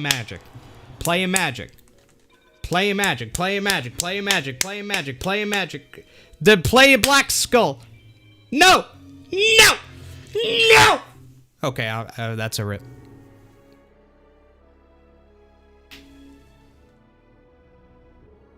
Yeah, like, I want to make that clear, too. Exactly what you just said, Garcia. Like, I'm not saying you can't find a relationship off of Tinder. Right? It's definitely, you could find your fucking soulmate on Tinder. It is possible. I'm just saying your odds are not good.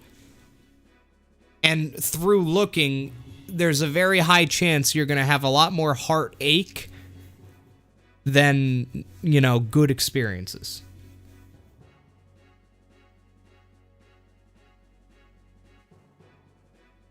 Pretty much, Terry, yeah. It just ended up randomly happening. You know, I would just randomly request people, and if I saw I had a friend request from somebody, I would just accept it. I wouldn't look through their profile and think about it. I would just accept it. You know, why not? And doing that led me to Farrell, because, you know, she saw my posts on Facebook. She liked, you know, the stupid shit that I posted. So one day she just ended up randomly messaging me. And from there, we built a relationship. But it came from Facebook. It came from just, you know, just randomly adding and randomly accepting. I didn't really like, I don't even know when Farrell friend requested me, but whenever she did do it, I guarantee you I didn't put it together, oh, she's the sister of somebody I went to high school with. I probably didn't even look at her name. I probably just saw a picture, I was like, looks relatively cute, add done. Didn't even think about it. Because it's Facebook, I don't give a fuck. You know what I mean?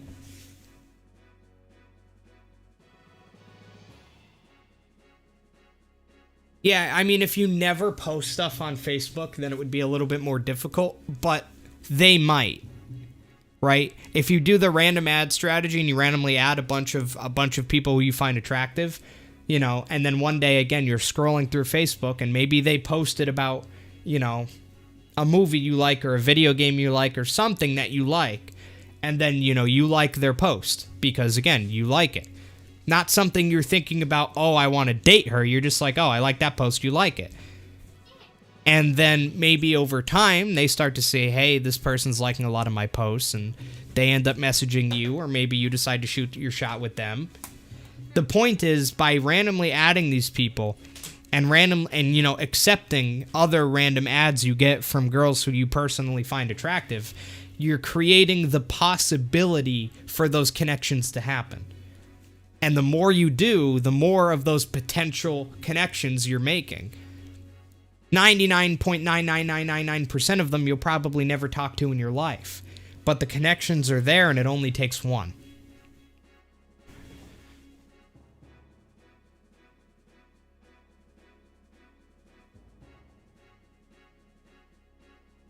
But you do need to use Facebook at least. Like, you don't necessarily have to post, but you at least need to use it. As in, after you randomly add all these people, there needs to be some sort of interaction with them for them to notice you, or for you to really notice them. Because again, you're randomly doing this. You're not really zoning in on any particular person by doing this. So you need to at least scroll Facebook, scroll through your feed, and see what everybody's posting. And then anything that you find interesting or you enjoy, like it, react to it. And then over time, you might notice, hey, I end up liking a lot of this one person's post. And then you can message them, or maybe that person will notice, hey, that one person is liking a lot of my posts over time, and they'll message you. It creates the capacity for that. But as long as you are happy being alone, happy not being in a relationship, none of this is really crossing your mind. Again, it's all passive. You're just doing your thing, living your life, and then all of a sudden, you notice, hey, I'm liking this person's post a lot, and you decide to message them. Maybe it works, maybe it doesn't. Or maybe you're just sitting here streaming Nier Automata one day, and you get a message from somebody who likes your posts, and it ends up being Farrell. So who knows? The key is to play Nier Automata on the stream.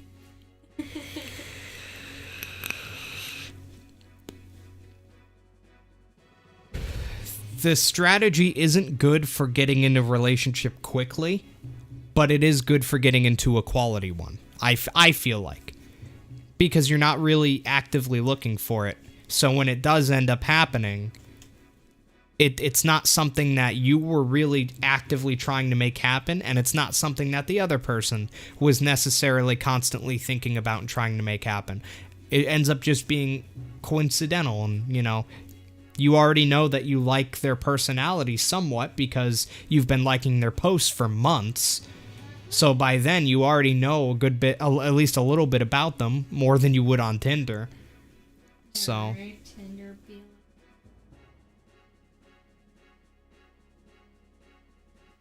Yeah, if you're going on Tinder looking for, oh, I'm looking for the gym to my Pam. Yeah, any girl who says that, what they're really saying is, I'm looking for somebody to fuck me, or I'm looking for somebody to take the money off of.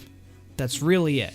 And I've seen people do both. Plenty of both. I've seen people who would just go on 1 or 2 Tinder dates just to get free dinners, or just to get free gifts. I've seen that happen plenty of I times. see a lot of posts about that where they're like, yeah, going on a date for free food.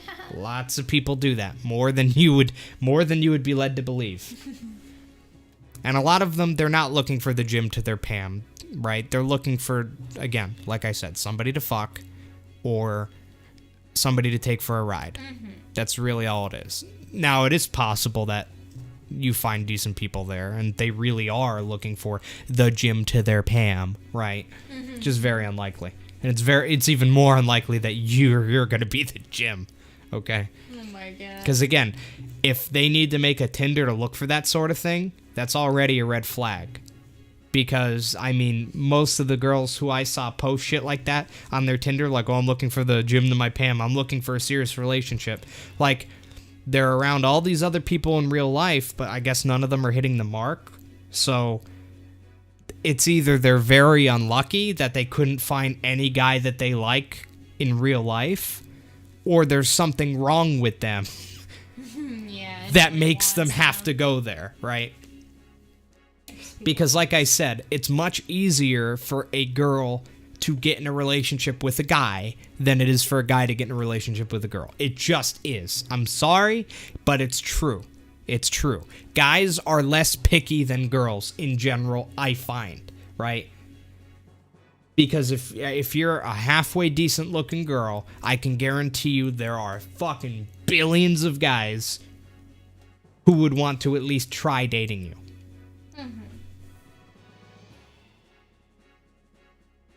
Yeah, if they say gym to my Pam, then that in and of itself is a giant red flag. Dates for money. Yeah. Dude guy, very correct. Main thing is just build yourself, and when it's right, you'll find your other. That's true. That was my idea behind it. I just stopped caring. That's the best thing I can tell you to do, is just stop giving a shit about finding somebody.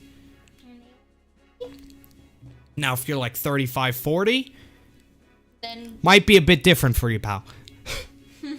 That's probably the point when I'd start being like, okay, I'm going to start active. But I don't know anything about that. But when you're young, you know, like I am, like most of you are, not really as much of a rush. Don't be in a rush. Because you're going to end up just with heartache and a lot of wasted time.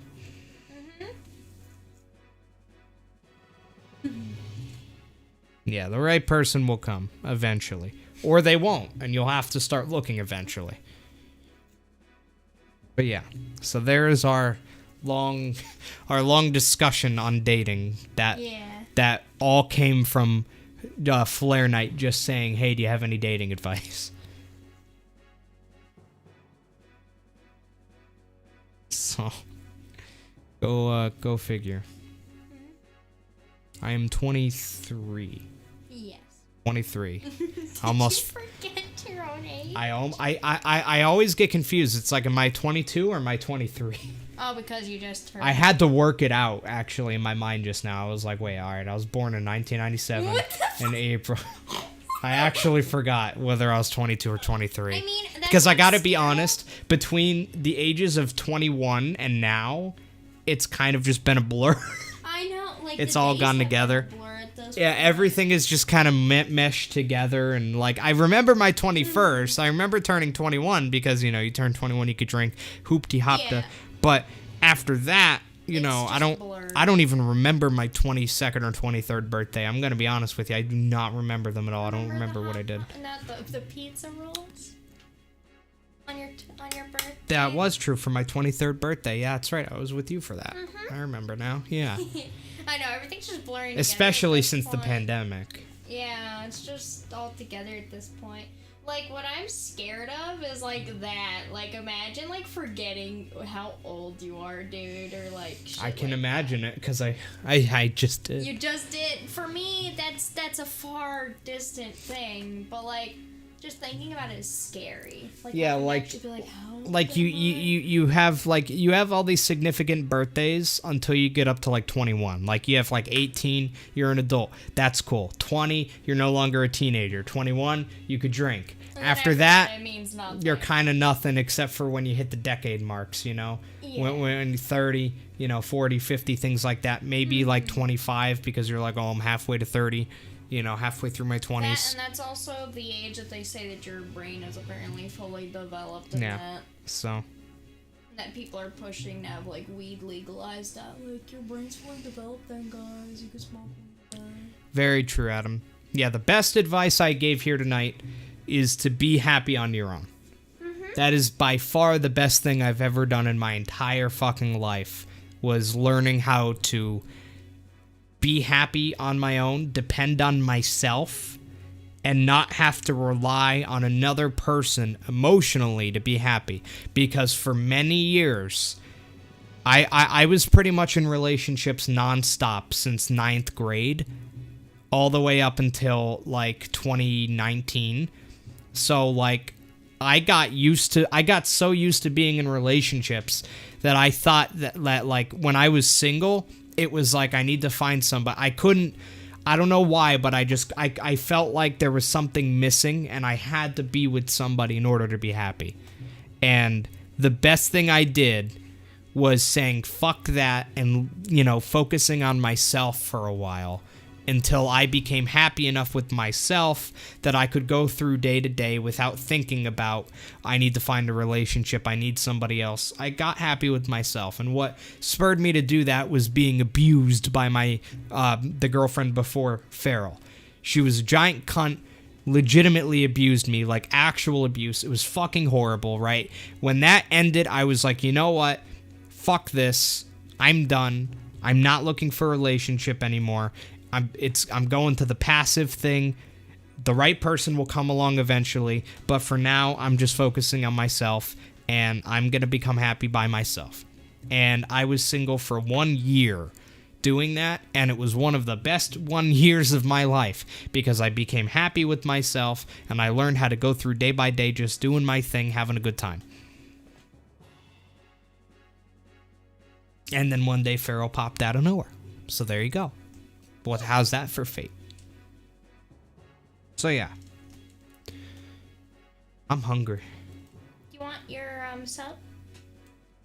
Not really. I don't know what I want. I don't know, we don't have a whole lot right now. I know we don't have a whole lot right now. Hang on, let me check my phone. In the meantime, can I just casual play? No. No. No. Okay.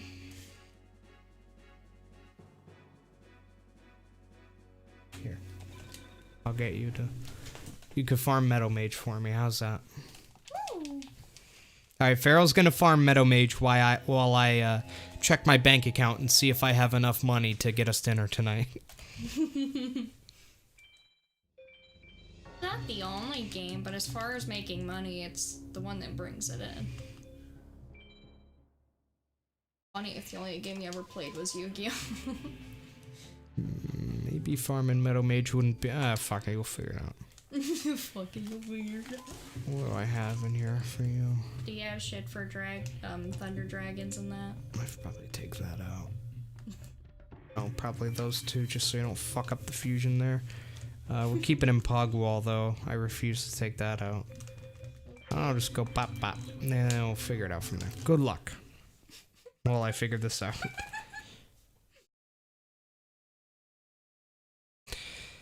Alright, chat, let's see if old Papa GFC has some money. Okay.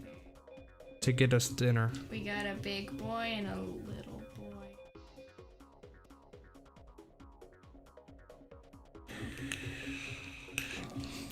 Up on the D-pad to select a card for fusion. Okay, so I think it'd be this one and this one, right? It's up to you to figure It's it up out. to me to figure it out. I'll see what happens here.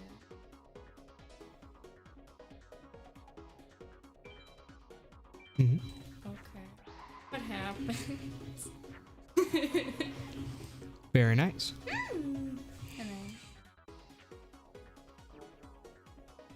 And then The start button. The start.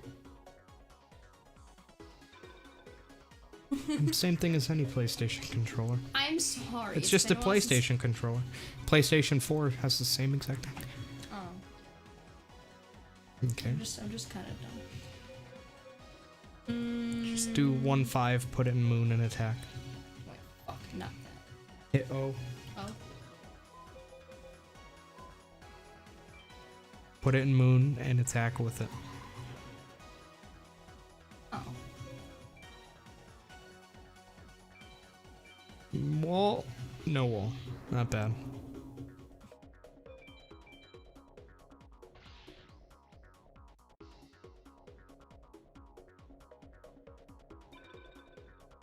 Forget. I'm gonna have to like remember this shit. Okay, so that's an 100 dragon. That's an electric, yeah.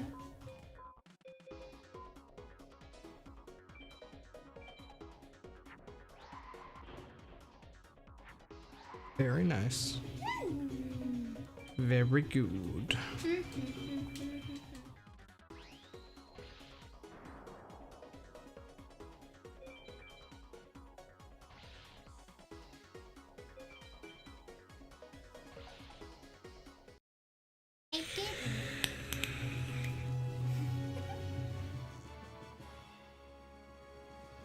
And you'll And then the you'll left press and right D-pad. right and then left, and then over and over again. 4, 5, 6, 7, 8, 9, 10, 11, 12, 13, 14, 15. Well, you got a meteor dragon. It's not a meteor bee, but it is good enough. I got a That's not hornet, MBD. though. I know. Now somebody in chat said MBD, but they're a fucking liar. Goes a burrow, Kaiba. More like fucking liar. Okay, so I hit the right one. I hit X.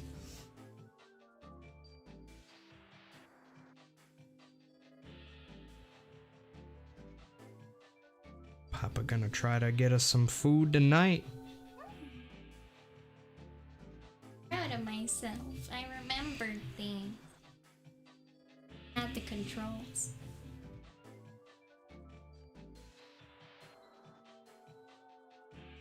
Okay. Oh, you know, it'd be so good tonight. Cracker Barrel.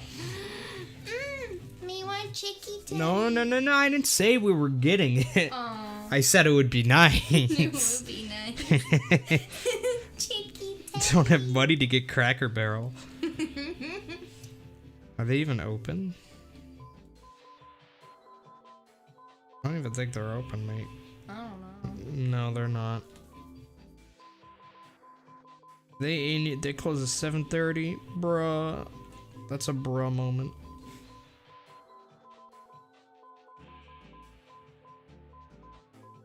I didn't mean to be a tease. I said it would be nice, but they're closed, chat.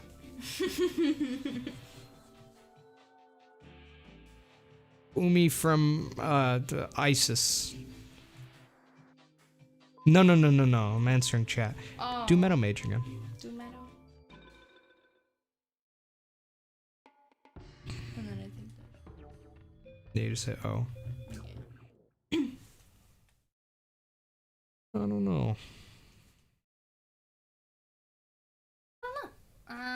Whatever you want. Pizza or whatever. I wonder if Grotto's open. Grotto would be really nice. This one's kinda yikes. Wait. Just Put Zoa with the dark energy.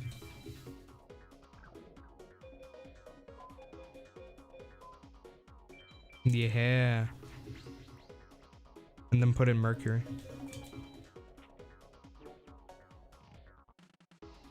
It's a fiend.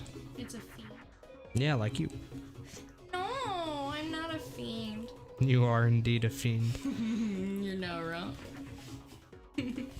You don't have twin-headed, so just do 1-2 Neptune. 1-2. 1-2 Neptune, attack with both.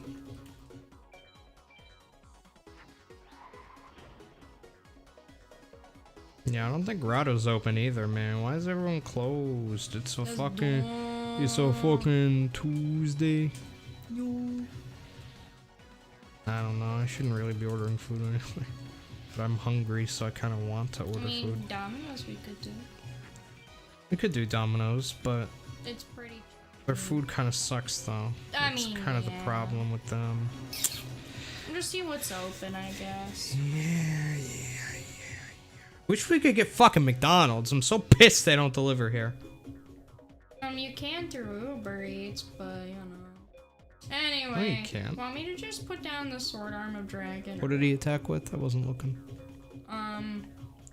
Hit R2. R2. 600. E22. Play Umi.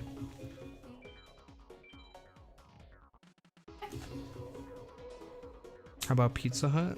No, fuck that. I'm gonna check Uber Eats and see if McDonald's is something I could actually get. Cause I miss eating McDonald's.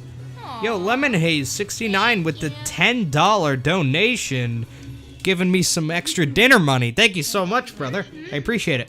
I mean, you can do Uber Eats for McDonald's. Yeah, absolutely. Thank you. I'm glad that I was able to be nostalgic for you.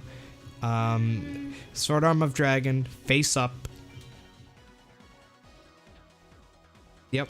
And then you're gonna attack with Zoa first, and then Sword Arm. Wait. Doesn't matter. Doesn't matter. And then Zoa first. And then Sword Arm. And then that's it. Yo, that's cool. And then you'll scroll through the drops just as normal. And we're gonna get 2 MBDs. Calling it now. Let's see it.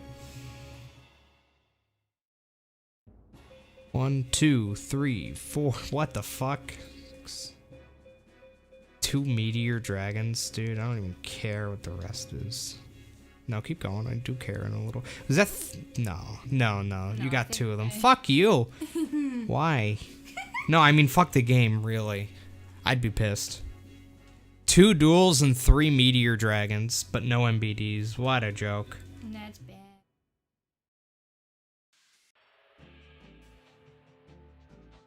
I wonder what else. We just do another. Yeah, let's keep going while I check shit. Until you're done, basically.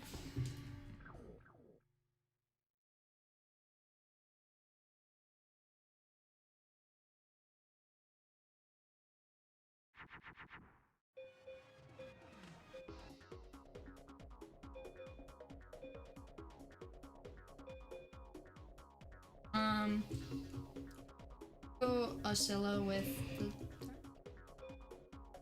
No, there's really not much you can do there. I would do like, I'd probably just play Labyrinth Wall face up in defense on its own. Or Pog Wall, rather. Yeah, you're gonna have to press down.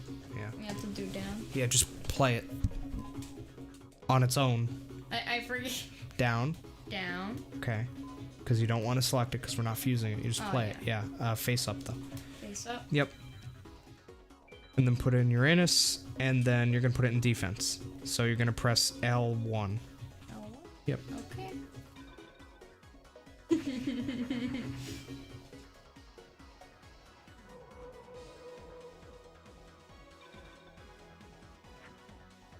Good. So now you're gonna do 5, then 1, then 3, and now press X only once, and now left, and then press. And now you're gonna put it in moon and attack directly.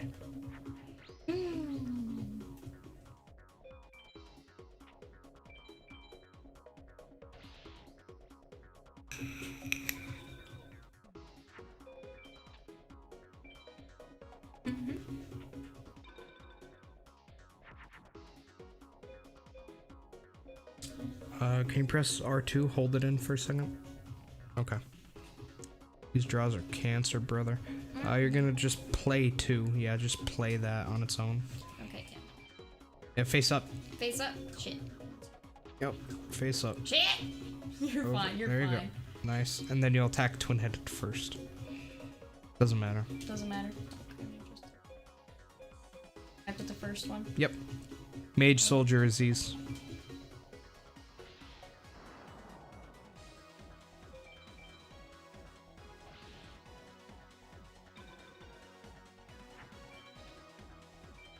First one was like okay, and then the next couple fucking duels.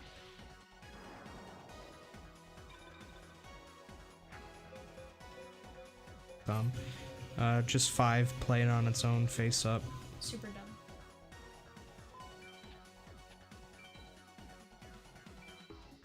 Then you'll attack with twin-headed first. Again, that's all you got.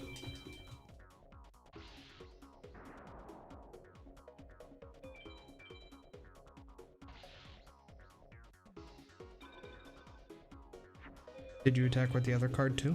Yeah. Okay, just checking. I wasn't watching. Okay, so that'll be 900, and then you'll just need. Okay, play the third card face up on its own, and then attack with twin-headed first, and then you win. Dude, what happened to regular quarter pounders? Why are they all with cheese? Can a brother just get a fucking quarter pounder hamburger? Like, yeah, there is. They used to have hamburger. I don't know if it's on their No, menu they there. don't. You could take off the cheese though. Yeah. All right, let's see what you get here. Skull Knight, first drop, not bad. 2, 3, 4, 5, 6, 7, 8, 9, 10, 11, 12, 13, 14, 15. So Skull Knight, Dark Magician, Kaminori, not We bad. got a feral in. Yeah.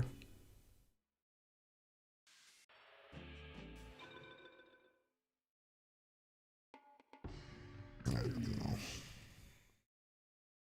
know. All the imps.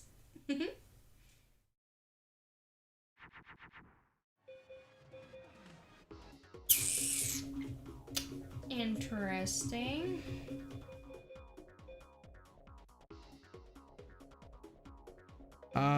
Put Umi face down. Umi.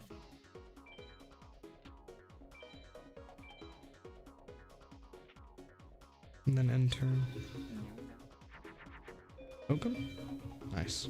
Now you need to draw dragon. Okay. 3, 5.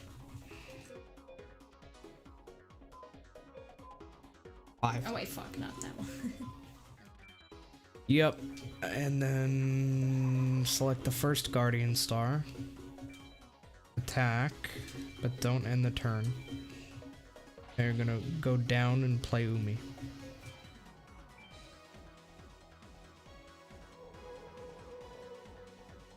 End turn.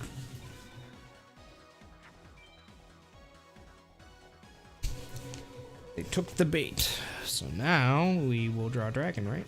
Add a girl. Alright. So you're gonna do that 4, 3, 2. Yep. In moon, attack with both.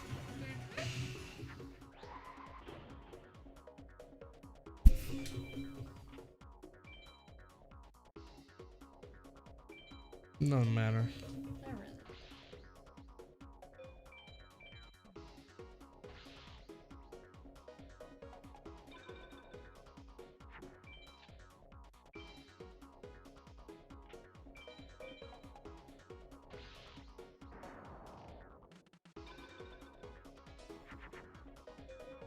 You're gonna do 2 and 3.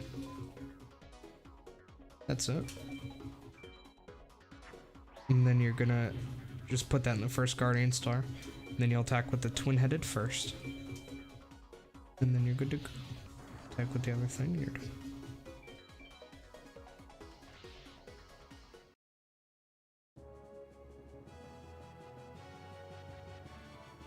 And then we will see these drops.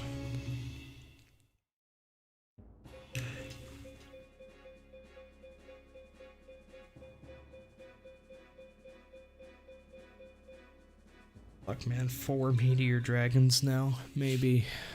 Yeah, it's just annoying, right? That'll be a yikes.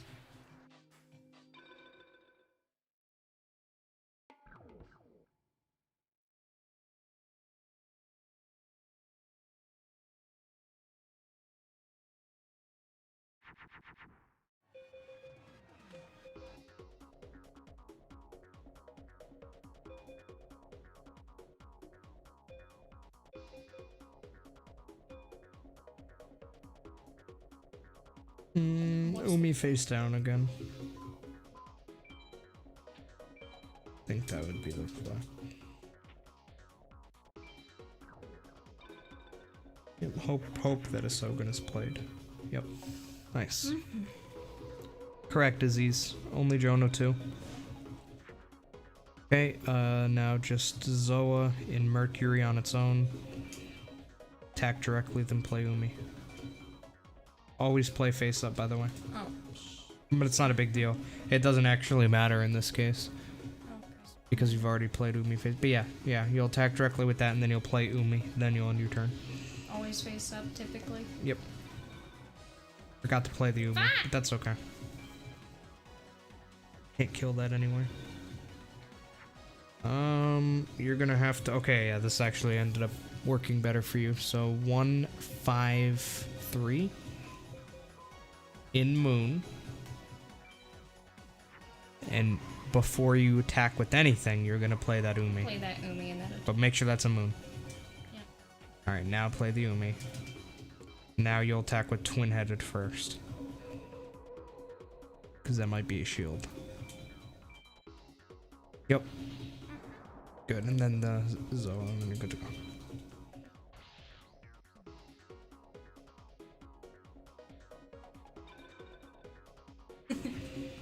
I have a PP experience. Ghost PP experience in your bum.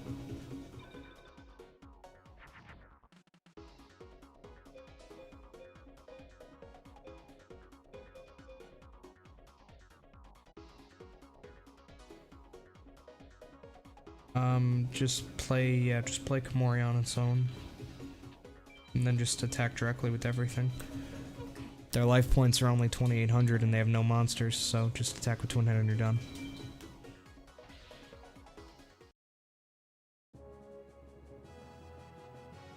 MBD is gonna be here, baby.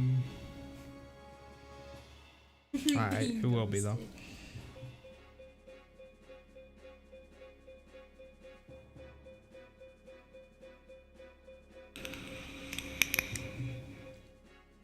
That. Really. It's a bad day.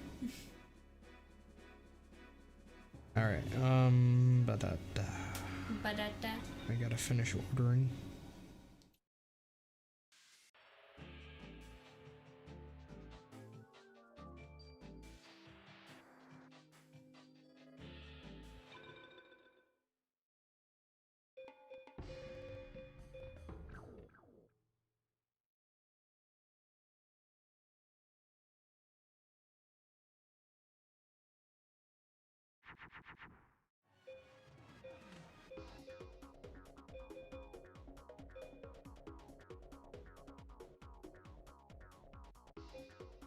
Correct.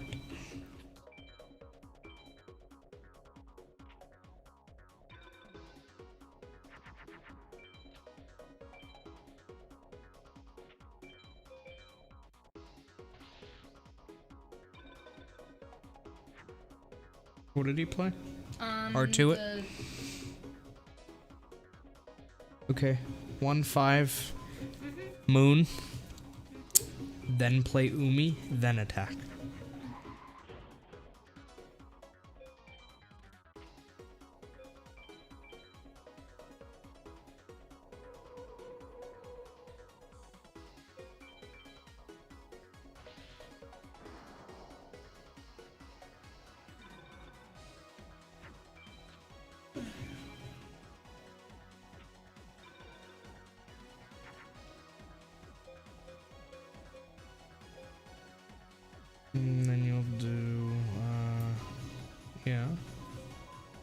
No. No. No. No. Play plant after that. So, like 1 or 2. Doesn't matter which one. Okay. And then thunder. Then any thunder, yeah. So yeah, that works. Yep. In moon again. No good drops from Meadow yet, no, not really.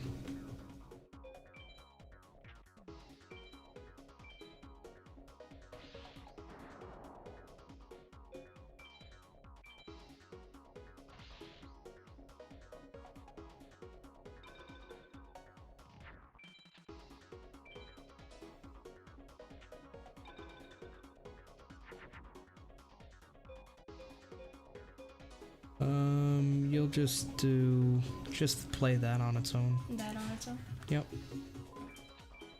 Okay. Then you'll attack with one of the twin-headeds first. And then just fucking batter him. Attack him. Fuck him up.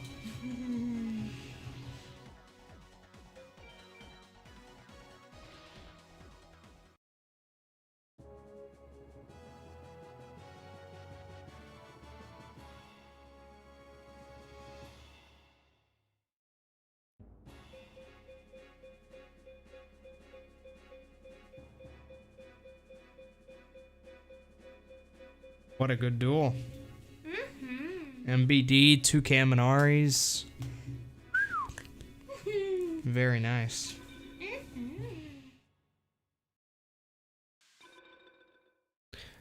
Press select right now. Here, actually, let me just do the deck edits really quickly.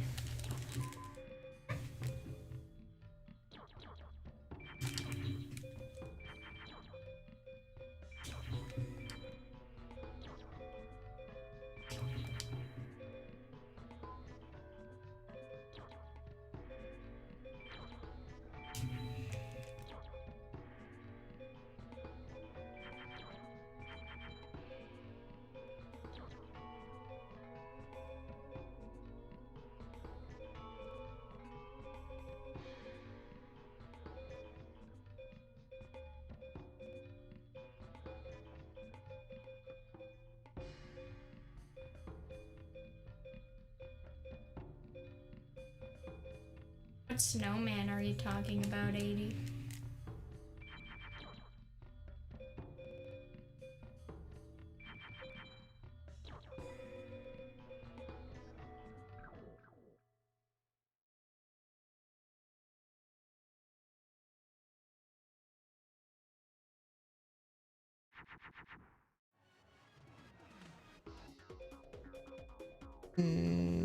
Play Regeki face down this time.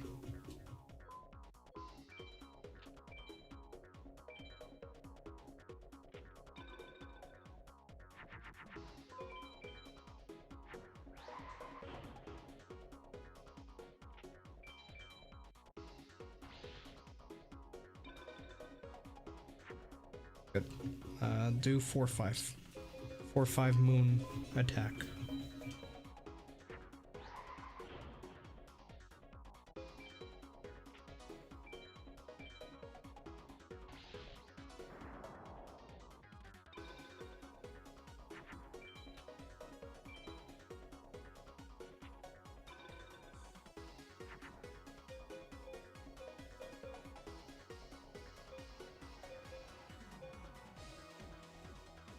R2 it.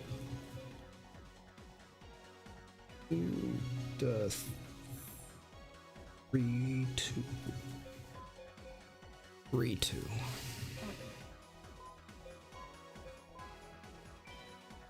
Put it in Mars and then attack with it.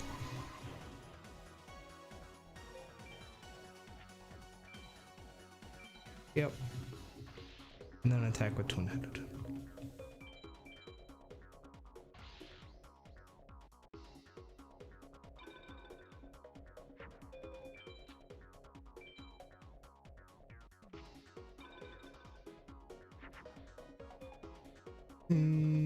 Can you press R2? Hold in R2. Now press down while you're holding in R2.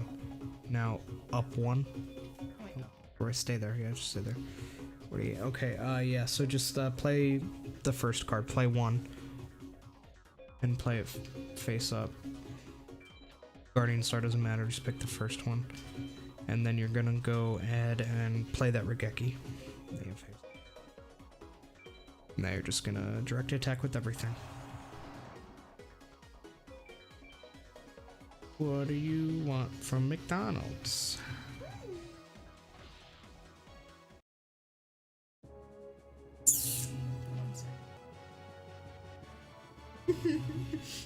Crazy.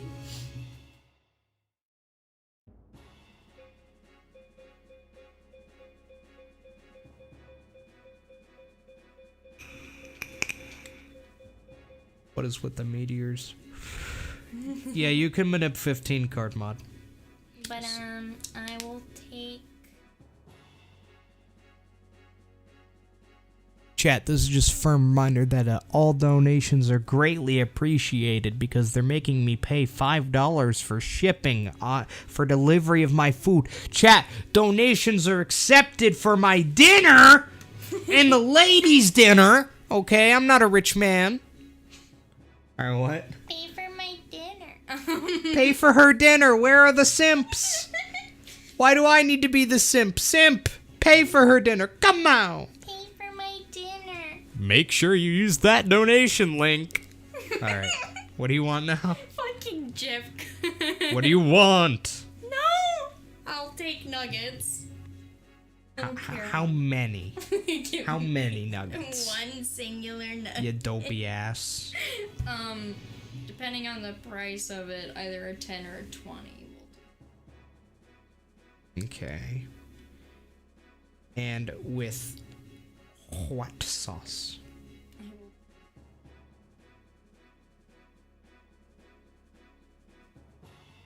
Over my body.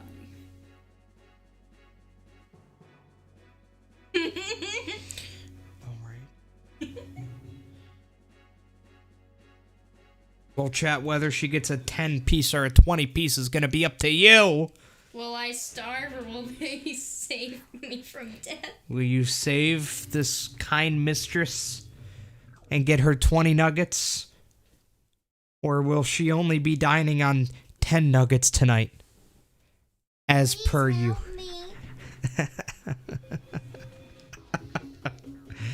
Let's do one. Actually, yeah, that and 3. Wait, not that. Oh yeah. Yeah, that one has that's a lot enough more. on its own. Yeah. Moon. Always. Always moon. Yeah. Is that all you would want though?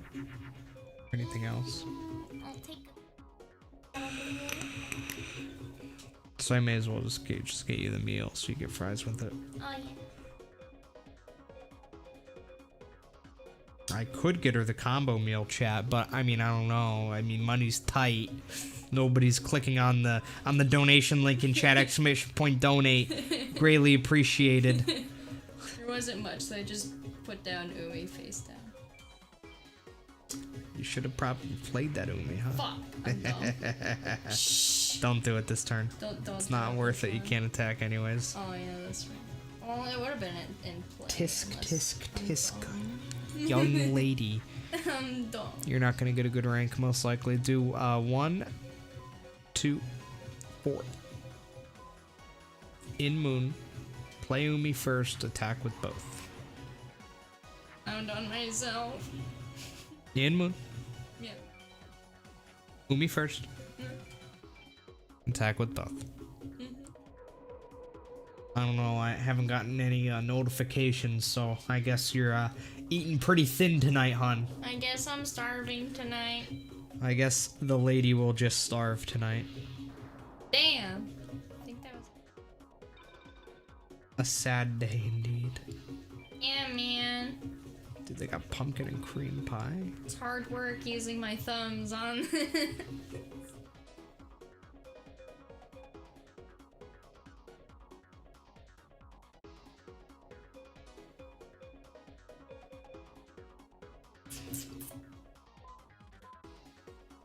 Curse a dragon and one of the fun. Correct the mundo, but wait, R2 it real quick. I still want to try to get you a good rank.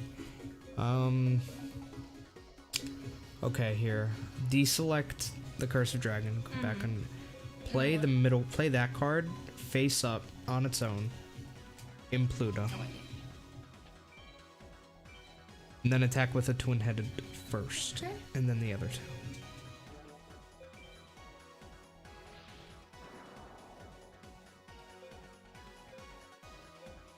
Yeah, just attack now.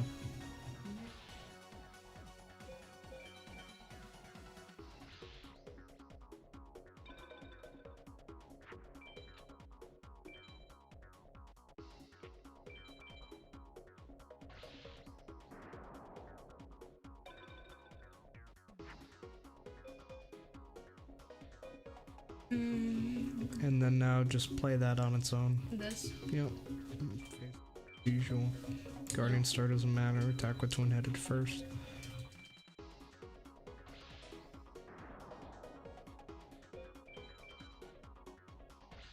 What did you want to drink? A cock, please. Coming up me. Let's see what garbage I get today. 1, 2, 3, 4, 5, 6, 7, 8, 9, 10, 11, 12, 13, 14, 50 to get nothing. Fuck. Sweet and sour, both of them?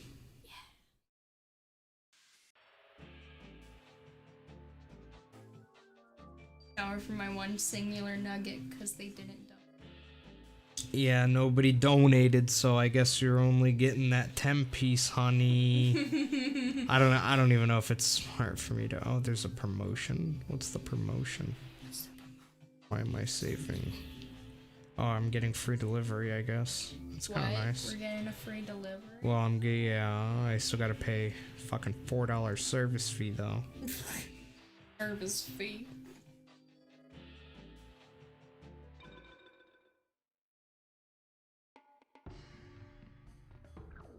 Yeah, I've used Audacity.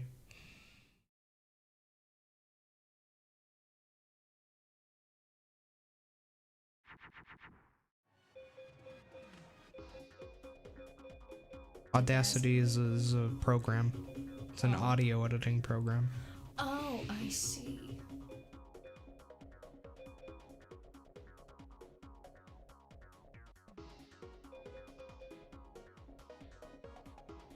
Sword arm and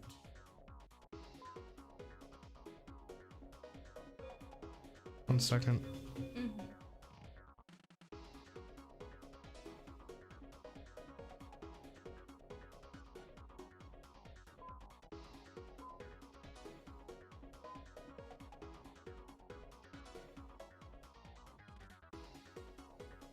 That's good. In Moon.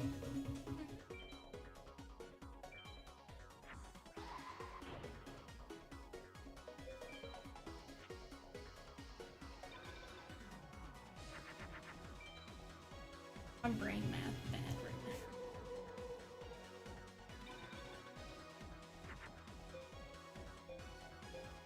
And then 5, 4. 5-4, that's it. Yep, put it in Pluto this time. And then attack with both.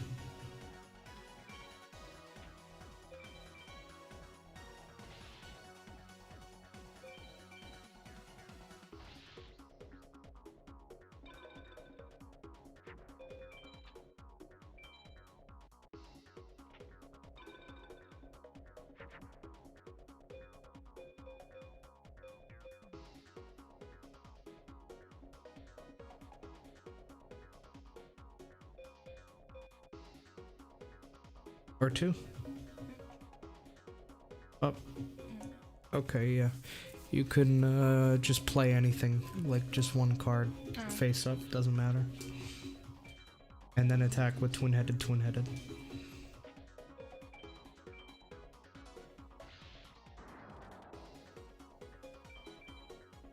What the fuck? I just used a promotion code and it took off $20. We're saving $25. Okay, I guess you are gonna get the big boy one.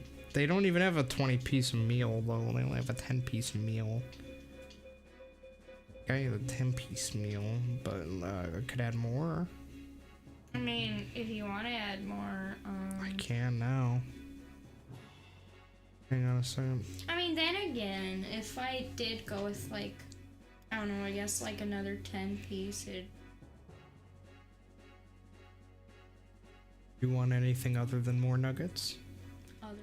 Here, I'll add another 10-piece on. If I wanted anything other than nuggets. I'll just add another 10 pieces. Yeah.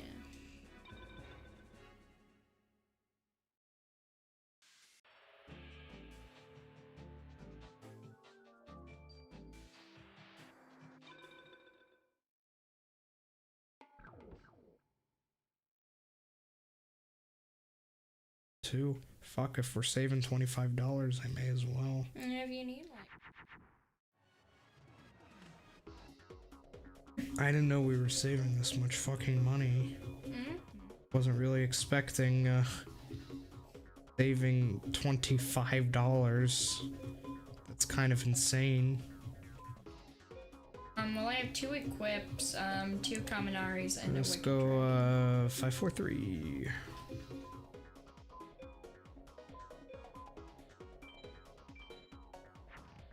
Really can't even think of any more food to add.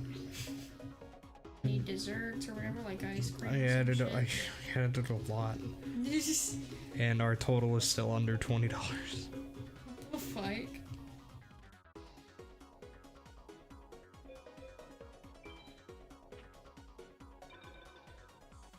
Yeah, it is a good promo. I did not expect that, but it's my first order with Uber Eats. That's why. Yeah. You get the good shit. If I ordered, they would have given me worse shit. I'm getting 3 McChickens, a quarter pounder, 1 10-piece nugget for me, 1 10-piece nugget for her, medium French fries, 2 pumpkin and cream pies, 2 apple pies, a 10-piece McNugget meal, which is also for her. That comes with a large fry, large drink. Fuck. We're gonna be eating like kings. Don't we just fuse a, Just go, yeah, just go with, yeah.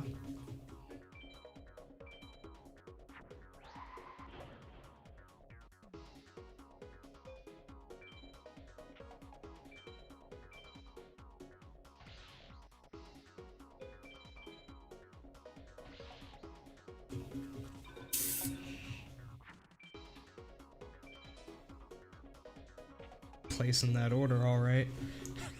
What That laundry list. got like 4 pies. I don't fuck around, Hell okay? yeah, babe. I wanted pies. I was just... You gotta get them pies, you know. They're gonna fucking cancel the order or something. There's no way this is gonna go off without a hitch like that. There's no way I just got $25 off my McDonald's order I mean, and I it's gonna don't come. need that much, so I'm just gonna wait the. We're at 1900.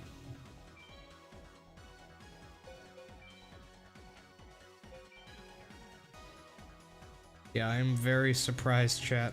I paid with tip. With tip, I paid $23. That's with delivery, with tip, with service charge. And that is for, like, so much. Mm-hmm. Yeah, just go for it. They delivered food here before.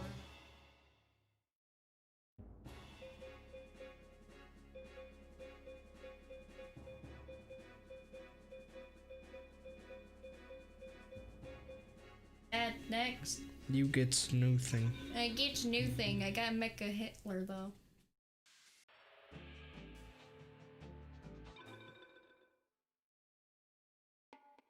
I want MBD rip. Right, but out.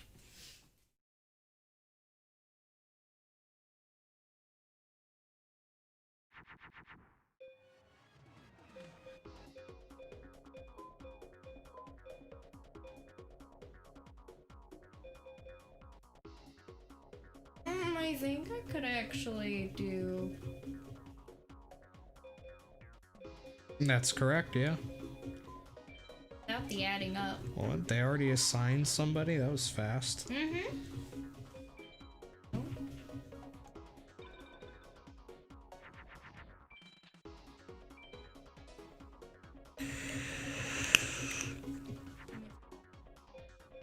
That's actually really true, dude guy. We have not seen MBD in a single hand. So what should you do here? Alright, so first off, what was played? You got to keep an eye on the Guardian Star of what's being played. So that is Jupiter. So what you want to watch out for is the Uranus Guardian Star, because that means it might be a shield. Okay. Do you know what that looks like, the Uranus Guardian Star? Scroll over one to the right. Do you see that first Guardian Star there? The one that points up? Gender-looking one? The one that points up. Yes. That is the one you have to watch out for. If you see them play one of those in defense, face down, it might be a shield. So that's not a shield. So you know it's not a shield, which means no matter what it is, a twin-headed can kill it in attack and defense. You could do that. Right? You could do that, right? But that's a big thunder and a big dragon. But you do have a small dragon, so you could do big thunder and small dragon. That way you save the extra big dragon. Oh, no. You gotta select the thunder. Oh, there we go. There you go. Done. So you always want to keep it small, so you still have that one. Yeah, so now you still have you have an extra big dragon now. Yep. Yeah, I did get a Dark Magician last duel. Doesn't really matter, I'm not putting it in. Teach me. Hell yeah, I'm teaching her how to play FM, boys. I'm breeding the newest FM record holder. Alright. So what would the best move be here? Tell me before you make it, but Okay, so first of all, let's go through this. This is a big boy.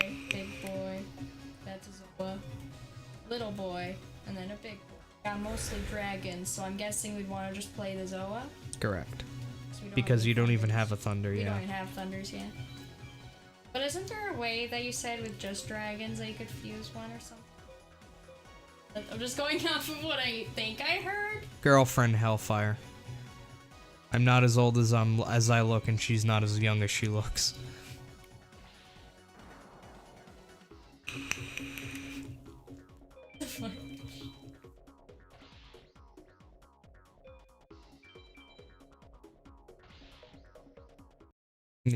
Yeah, she's actually my mother. It's true.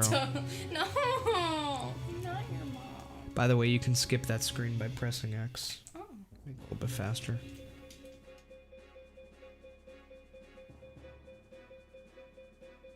Alright, we got another MBD. That's 2. You have like fucking 6 meteor dragons though.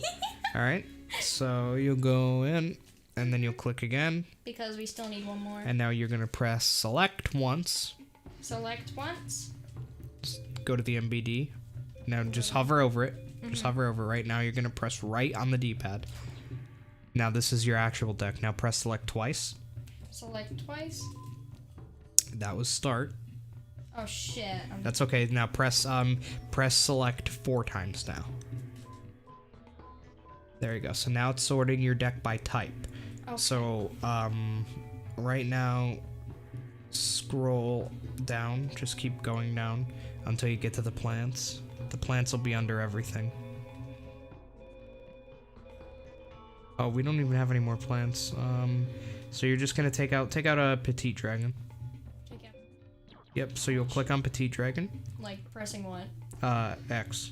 X. And then you're gonna go back over to the cards that you want, and you're gonna press X on MBD. Put it in. And now it's in. Okay. And now you're good to go, so you can press circle.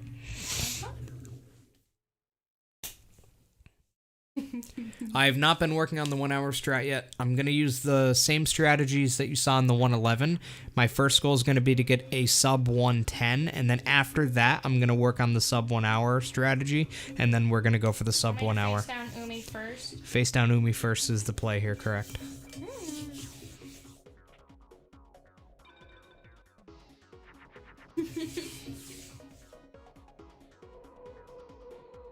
Okay, we need to draw Dragon here. So I don't think they really play Good. anything that we really have to Regeki. So what would the move be here? The move here, well we have a dragon here and we have a good few of just be the play? So you don't want to use the big boys. Yep, and that'll be in Moon. And what are you gonna do before you attack? We're gonna play Umi. Correct. And why are we doing that? Something. You could have attacked first and then played Umi, but the reason we don't do that is because if you attacked first, you would have done 2,800 damage just then. But since you waited until after the Umi was played, the Umi raised the attack value of your twin-headed. Now you got a direct hit for 33 instead of 28. So it raises attack on dragons? Umi raises the attack on water types and thunder types. Oh, and this is a And thunder since type. Twin Head is technically a thunder type, yes. So now you're just gonna, what would be the play? So you also have to keep an eye on how many life points your opponent has left. So they only have 4,700 left, and they have no monsters out on the field We right don't now. need the regular Which means stuff yet. which means anything that you have, any monsters you have on your side this time, you can just attack directly with them. So you need to do 4,700. So what do you have out so far? You have 28, right? We have a 28. And So you need to do how much in order to win? How much extra? How much extra? So you already have a 2,800 out, so it'll be 4,700 minus 2,800, right? Which is going to be 1,900 that you still need. So you need to make a monster that has 1,900 or higher right here. So you can just use a twin-headed, which is 2,800, which is plenty, we can make and it then play. double attack. Can I know how to read the stars and what signs to play? It depends on who you're fight. Oh yeah, that's Shit. bad. I'm dumb. It's I'm okay. dumb. Hopefully they just don't attack. Okay, you got lucky there. Play Regeki. Just play it Okay. outright. Just, yeah. Now attack. Yes, with I both. fucked up. It's okay. It doesn't matter. You got I was lucky. like scared. But yeah, Hellfire. It depends on what monster you play, who you're playing it against.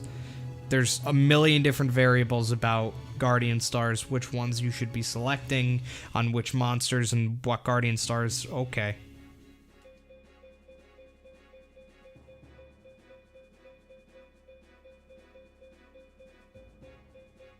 You got a third MBD right there. Not bad. Okay, and let me just back onto you because we got the 3 MBD. Indeed, Areno. Thank you very much for grabbing me that triple MBD, sweaty hands. I'm sorry. When I'm gripping it, I'm sorry. Yeah, I'm kidding. That's the thing I don't like too. My brother gets like really sweaty hands too, and then when he hands me the controls, like.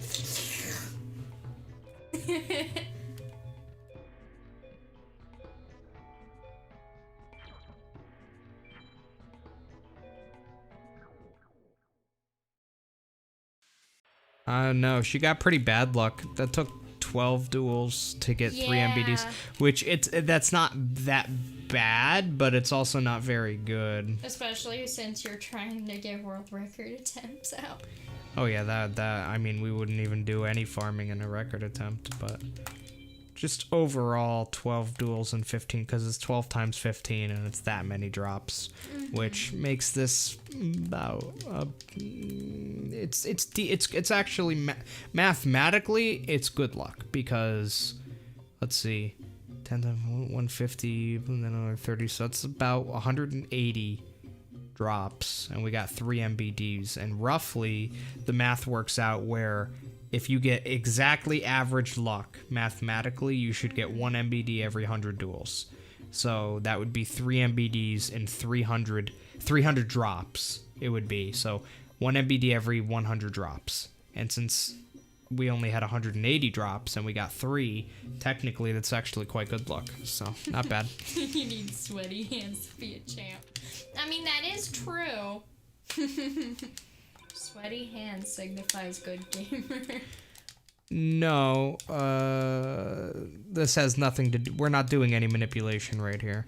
Unless you're talking about the video, in which case, like, if you see me doing this in, like, my record attempt, you see me doing this shit, then that is manipulation.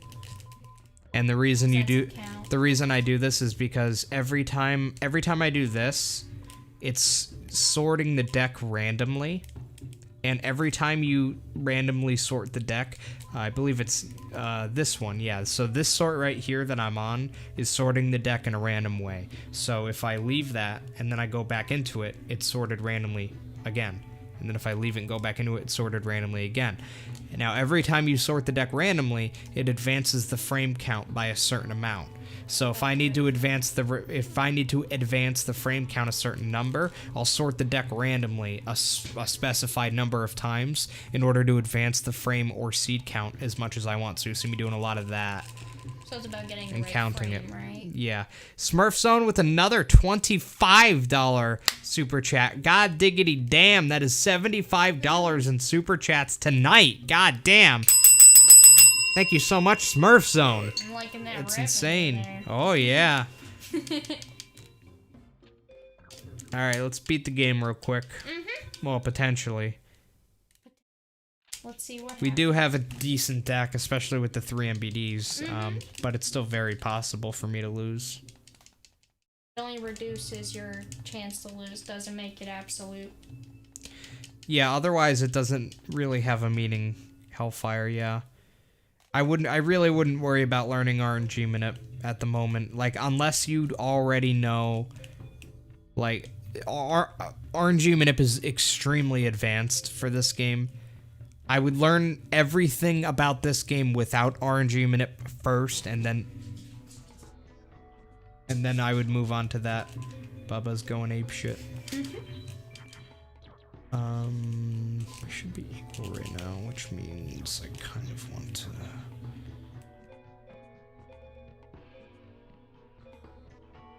Sorry, Pogwall. I'll never forget.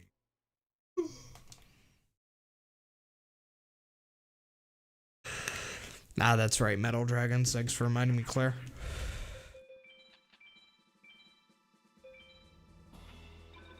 Yeah, if you want, if you just want casual duels to drop better cards, Minip's not for you. It's way too advanced for that.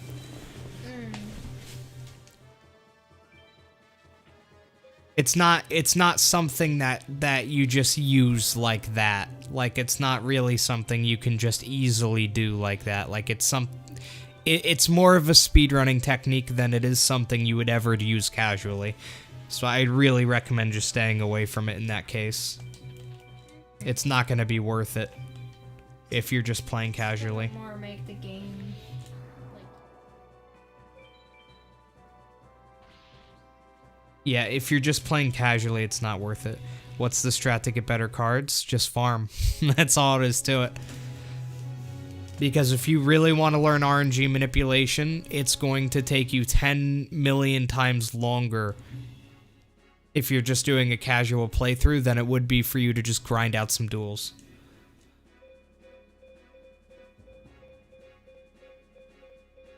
Learn who you should be farming and what ranks you should be getting. Because the rank that you get determines, you know, what cards you're able to win, you know? Yeah, Meadow is good. Do Meadow Mage and make sure that you're getting good ranks. So you're getting S POW or you're getting A POW. You want to make sure you do that, which pretty much just means win the duel quickly. Make sure that you have at least 28 cards remaining in your deck by the end of the duel. If you go under 28, it lowers your rank quite a bit. So try not to throw too many cards, things like that. But just make sure you're getting S POW or A POW against Meadow Mage over and over again. And you'll win cards like Meteor B Dragon, Skull Knight, Dark Magician.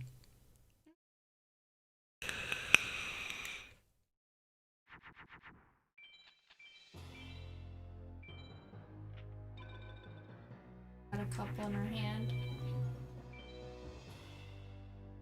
When do I know my deck is good for the last 6? I mean, there's really no exact thing you need to have or exact like count or anything. You want to have somewhat of a balance between cards. So the main 2 cards that you're gonna have to worry about getting past in the final end game is Gate Guardian and Blue Eyes Ultimate Dragon. Now, Blue Eyes Ultimate Dragon has a lot of attack, 4,500, right?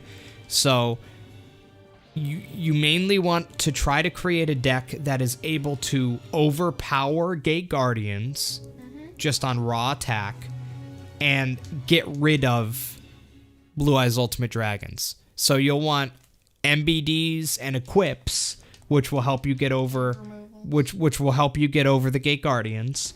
And then you'll want removal cards like Widespread and Crush Card to get rid of the Blue Eyes Ultimate Dragons. So you're overpowering the Gate Guardians with MBDs, Megamorphs, Bright Castles, Dragon Treasures.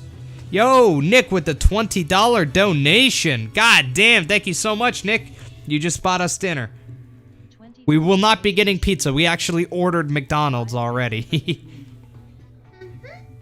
But thank you so much because that helps tremendously with the order. Have with the Blue Eyes White Dragon, the ultimate specifically, is the Dragon Capture Jar. DCJ definitely does help as well.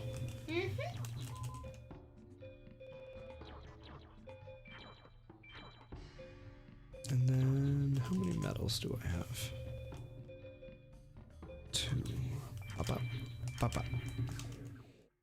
Not just the cards you have, but rather the skill you have to and knowledge as to how to take care of certain cards that you confront in situations. It depends on the deck, Claire, whether or not MBD is better than Megamorph or Megamorph is better than MBD. It really depends on the deck, because Megamorph has a lot more flexibility because it's an equip card that will power up any monster, but the thing is, like, Megamorph doesn't help unless you have a monster to put it on. So if you can't fuse a twin-headed in that particular hand, then the Megamorph's not helping you much. The good thing about MBD is that on its own, it's done. Like, I have MBD, that's it, I play it, that's it, we're done. I don't need to worry about fusing a twin-headed. I don't need to worry about what other cards are in my hand.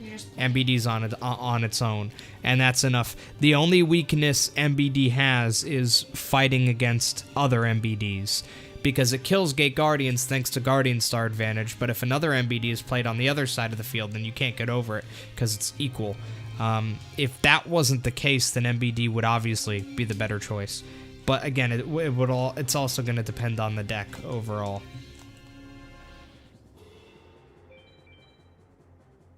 What did you say again was the attack for ultimate? 4,500.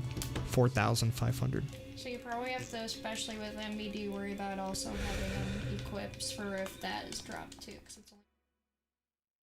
Yeah, if you can, you know, cards like Megamorph go really well with MBD for that express purpose. But for the most part, when you're building a deck, it's best to not even worry about, you know, overpowering Blue Eyes Ultimate Dragon, because most of the time you're not going to end up making a card with more attack than ultimate. It just doesn't happen that often. So most of the time it's better to try to create a deck that gets rid of ultimate other ways. Dragon Capture Jar, Regeki, things like that, Widespread. So you want to get rid of ultimate with those cards, and then the other cards, which is Gate Guardian and lower, you want to handle with things like MBD, equip cards, and things like that. You can overpower Gate Guardians and anything lower than that, but ultimate, not as often.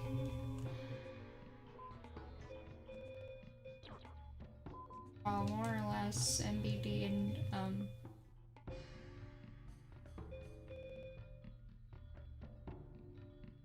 see, that's 10, 12, 13, 14.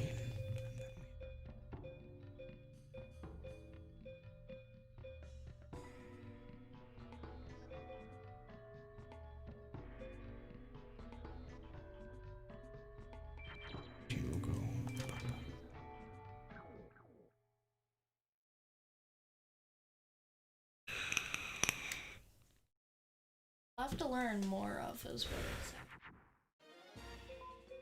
Like, I know how to see which one is what, but I have to, like, learn more about, like... Yeah, there's a lot you need to remember. You need to know, like... You need to know who plays what Guardian Stars, because, like, I saw that, I knew that was an MBD that he just played, just because it's Haishin, so I know he has MBD. He left it in attack mode when he ended his turn, but he didn't attack, which tells me, since he left it in attack mode, I know that it's at least 3,000 or higher because any monster that has a base attack of 3,000 or higher, the AI will always leave in attack mode. So I knew it had to at least be 3,000 attack.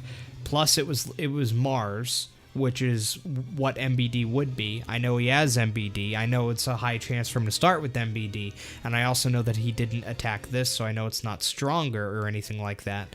And the only monster that the AI could play that has 3,000 attack or more in the Mars Guardian Star is MBD, so I knew for a fact it was MBD. It's things like that you're constantly making decisions like that, like nonstop. So you need to know the enemy's deck inside and out. You need to know what the first Guardian Star for every monster in the game is, just offhand. Yeah, because they typically leave it in the first one, right? They only do. The AI only will ever select the first Guardian Star of every monster. You know if they're using Skull Knight or not, because you'd see Mercury. Yep.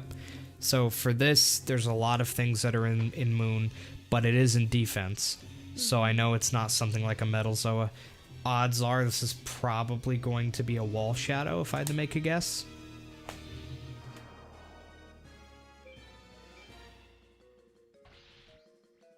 There's so many tiny micro decisions that are happening that a lot of people just don't notice, and that once you get to a certain point you don't really think about anymore because you just know.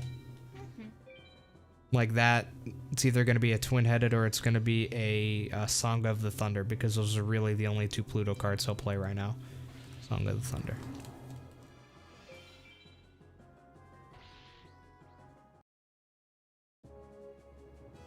I've been speedrunning this game since 2013. I've been speedrunning this game since 2013. So that's like 8 years almost of knowledge. I remember you tell me about how like you'd go to work, all that'd be on your brain is just this. Yeah. Also, I just won a twin-headed, which is pretty nice. But there's people who've been playing for years less than me who have roughly the same level of knowledge. It doesn't take 8 years to get to this level.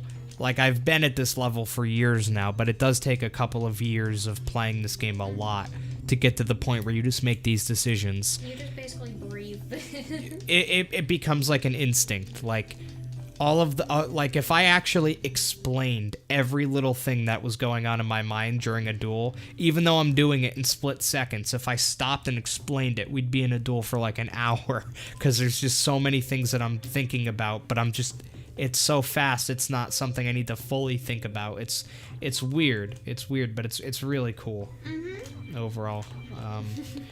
Alright, so I'm going to want to put in my DCJs now. That's one thing I know. Well, I only have one, but you get the idea.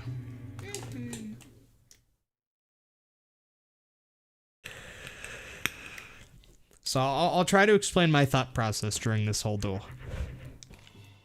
Alright, so I started with one equip, but nothing else. I can't even fuse twin-headed if I wanted to.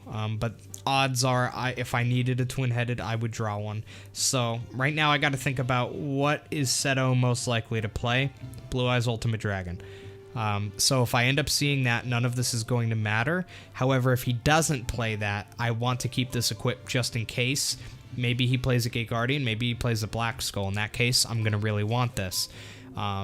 However, if he does play an ultimate, then this isn't even going to matter anymore.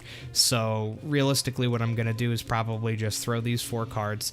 They're all Thunders, so I'm going to be down 4 Thunders, but I still have plenty more Thunders, and I have lots of Dragons that I'll end up drawing. And right now, I just want to keep this Beast Fangs, just in case I need to equip something next turn. So, I don't have that much information right now. So because I don't have that much information, I'm just going to put this in defense, and we're going to see what Seto does, and then we'll go from that. I need to know what he's going to do before I really can make too many big decisions. So let's see. So it's a Mars, so it's MBD. What?! Seto just opened with fucking Launcher Spider! That's incredibly rare. That's very, very, very, very, very, very, very, very rare. You notice that as soon as I saw the Mars, I said it's MBD. I didn't even say it might be Launcher Spider. I said it's MBD. That's it. That's because him starting with Launcher Spider is so insanely rare that I didn't even bother saying the possibility of it being Launcher Spider. So, even so, I still need to play this right, because a Blue Eyes Ultimate Dragon can be played at any time. So, one good way of overpowering an ultimate is with Skull Knight. Now, I don't have any equips that work on MBD. I have this Beast Fangs and I have 2 Dark Energies, none of which are going to work on MBD. So what I'm going to do is I'm going to play this MBD, which will protect me from anything except for ultimate. And I'm going to keep the Skull Knight and I'm going to keep the Beast Fangs, because all I need to do is draw those 2 Dark Energies, and then if I put Skull Knight, Beast Fangs, Dark Energy, that's going to make a Skull Knight with 4150 attack. But Skull Knight also has Mercury, which beats Sun, so it kills an ultimate. So we are going to go ahead and do that. Make sure you put it in Sun, just in case Gate Guardian is played. Holy shit, that's a launcher spider, so can't believe that.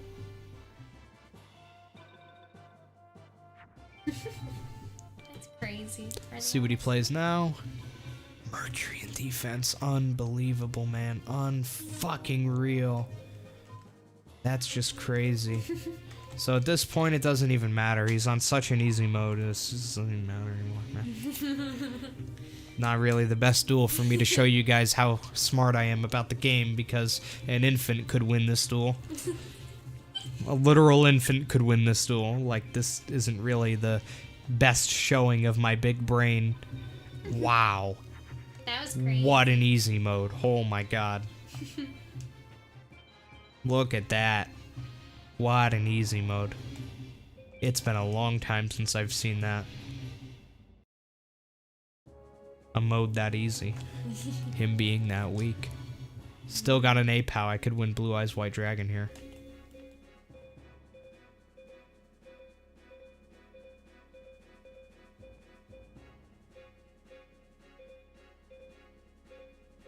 Ah. No Blue Eyes, unfortunately. The food should pretty much be here, by the way. So go check on that.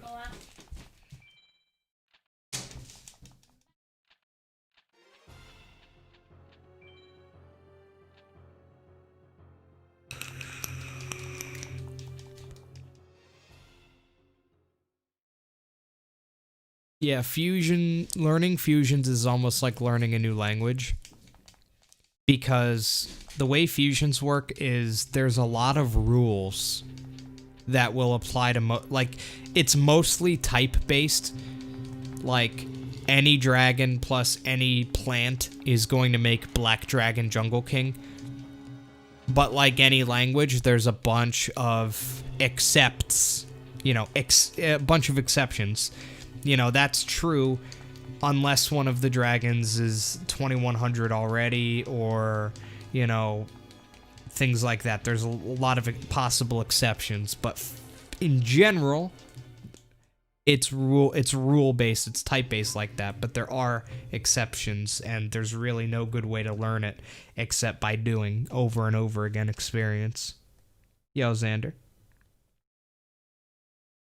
That's correct, Claire, yeah. Alright, so MBD first turn against our boy here is pretty much an instant win, unless he plays his own MBD, which is very possible. So just in case he plays his own MBD, I'm actually going to go ahead and do this. The main reason for that is because if he doesn't play MBD, then this is enough. If he does play MBD, then all I need is one equip for the Skull Knight, and then I could put it in Neptune to kill the MBD. But one equip on a twin-headed, for example, would not be enough to take out an MBD. So pretty much this kills everything except MBD, and this plus one equip will kill MBD itself. So we're going to keep that just in case and play this for now. There's food here? Oh, nice. I'll be right out. Fiends, Serpents, and Waters just don't have that many fusions. It's just how they are. Alright, it's Moon, so it's a Black Skull. So that's just a super duper easy mode. I'm just going to go ahead and Umi here. The only reason I'm Umiing is because next turn I'm just going to play a twin-headed. It'll be 3300 able to take out the Black Skull. But for now, we're good with the Black Skull on that. Good chance he's going to not play an MBD. Just hoping for no MBD right now, but even if he did, we'd probably be fine. And I drew another MBD, so even if he plays his own MBD now, I could just suicide one of my MBDs and have the other one. So he's down to Summon Skull. Dark Knight's usually not that big of a deal. This is another duel that a literal infant could have won. Just play the higher number and you win this one. Getting a little lucky. Yeah, very lucky on all these duels. Hi, I'm Feral.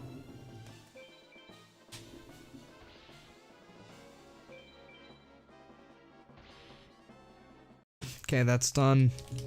If I win Bakuri box, I will show you my butthole.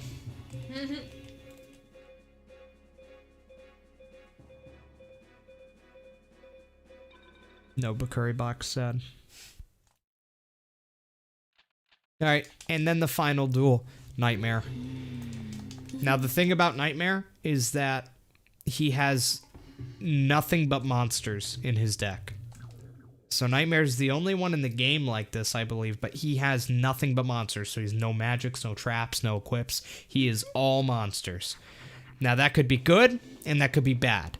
The reason it could be good is because, hey, you don't have to worry about Regeki, you don't have to worry about Megamorph. He only plays monsters. The bad thing is that whatever card Nightmare plays on his first turn, you have to kill that in the first 10 cards of your deck, or else you lose. So whatever he plays first turn, I need to either kill it with these 5 cards or the next 5 cards I get, or else I lose. So if he doesn't play ultimate, I win because I have MBD. Now, however, I can't just play this MBD now, and the reason for that is because he can play Gate Guardian, in which case I'd want this in Sun, or he could play Perfectly Ultimate Great Moth, 3500 attack, in which case I would want this in Mars. So since I don't know what Guardian Star I want this in yet, plus if he plays Ultimate, I don't want to sacrifice an MBD for no reason anyway. So we are going to save that MBD for now, and we're going to see what he plays first.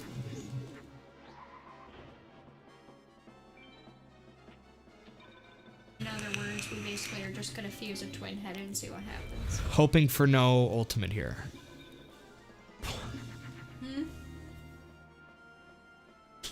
I didn't see. What was it? It's a Wall Shadow. Oh, That's shit. so incredibly rare. I cannot even begin to describe to you guys how rare this is. Nightmare just opened with fucking Wall Shadow. Basically, it's about knowing drop rates and also the draw rates. Unbelievable. Seto third opened with Launcher Spider. And Nightmare opens with Wall Shadow. If he doesn't play Ultimate right here, I win. It's Cosmo Queen, yeah. Jesus Christ, that's so insane. That's so fucking crazy, dude. That's so crazy. I win pretty much no matter what. Not... I should you be. could fuck around and just play an MBD. I'm not 100% out of the woods. If Ultimate is played next turn, I might be in trouble. But even if he plays Ultimate next turn, I win like 99 out of 100 times.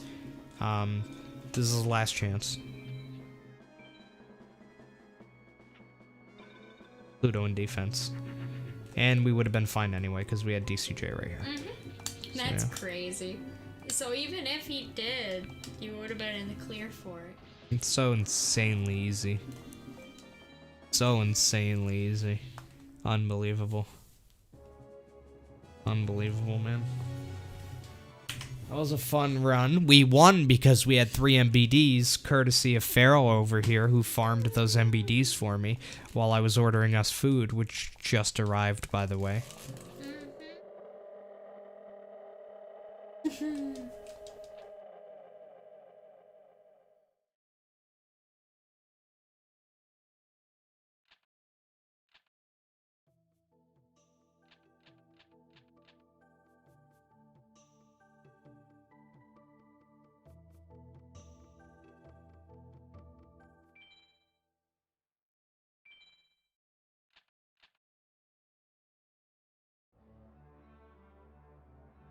Easy clap, boys. Easy clap.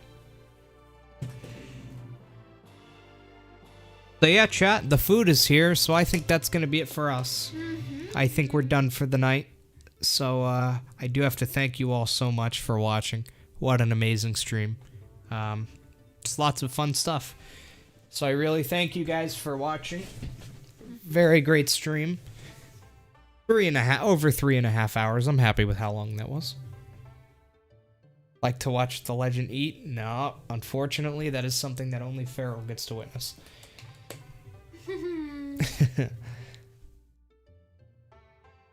So yeah, guys, I'm not gonna sit through all the credits on stream. I'm really hungry.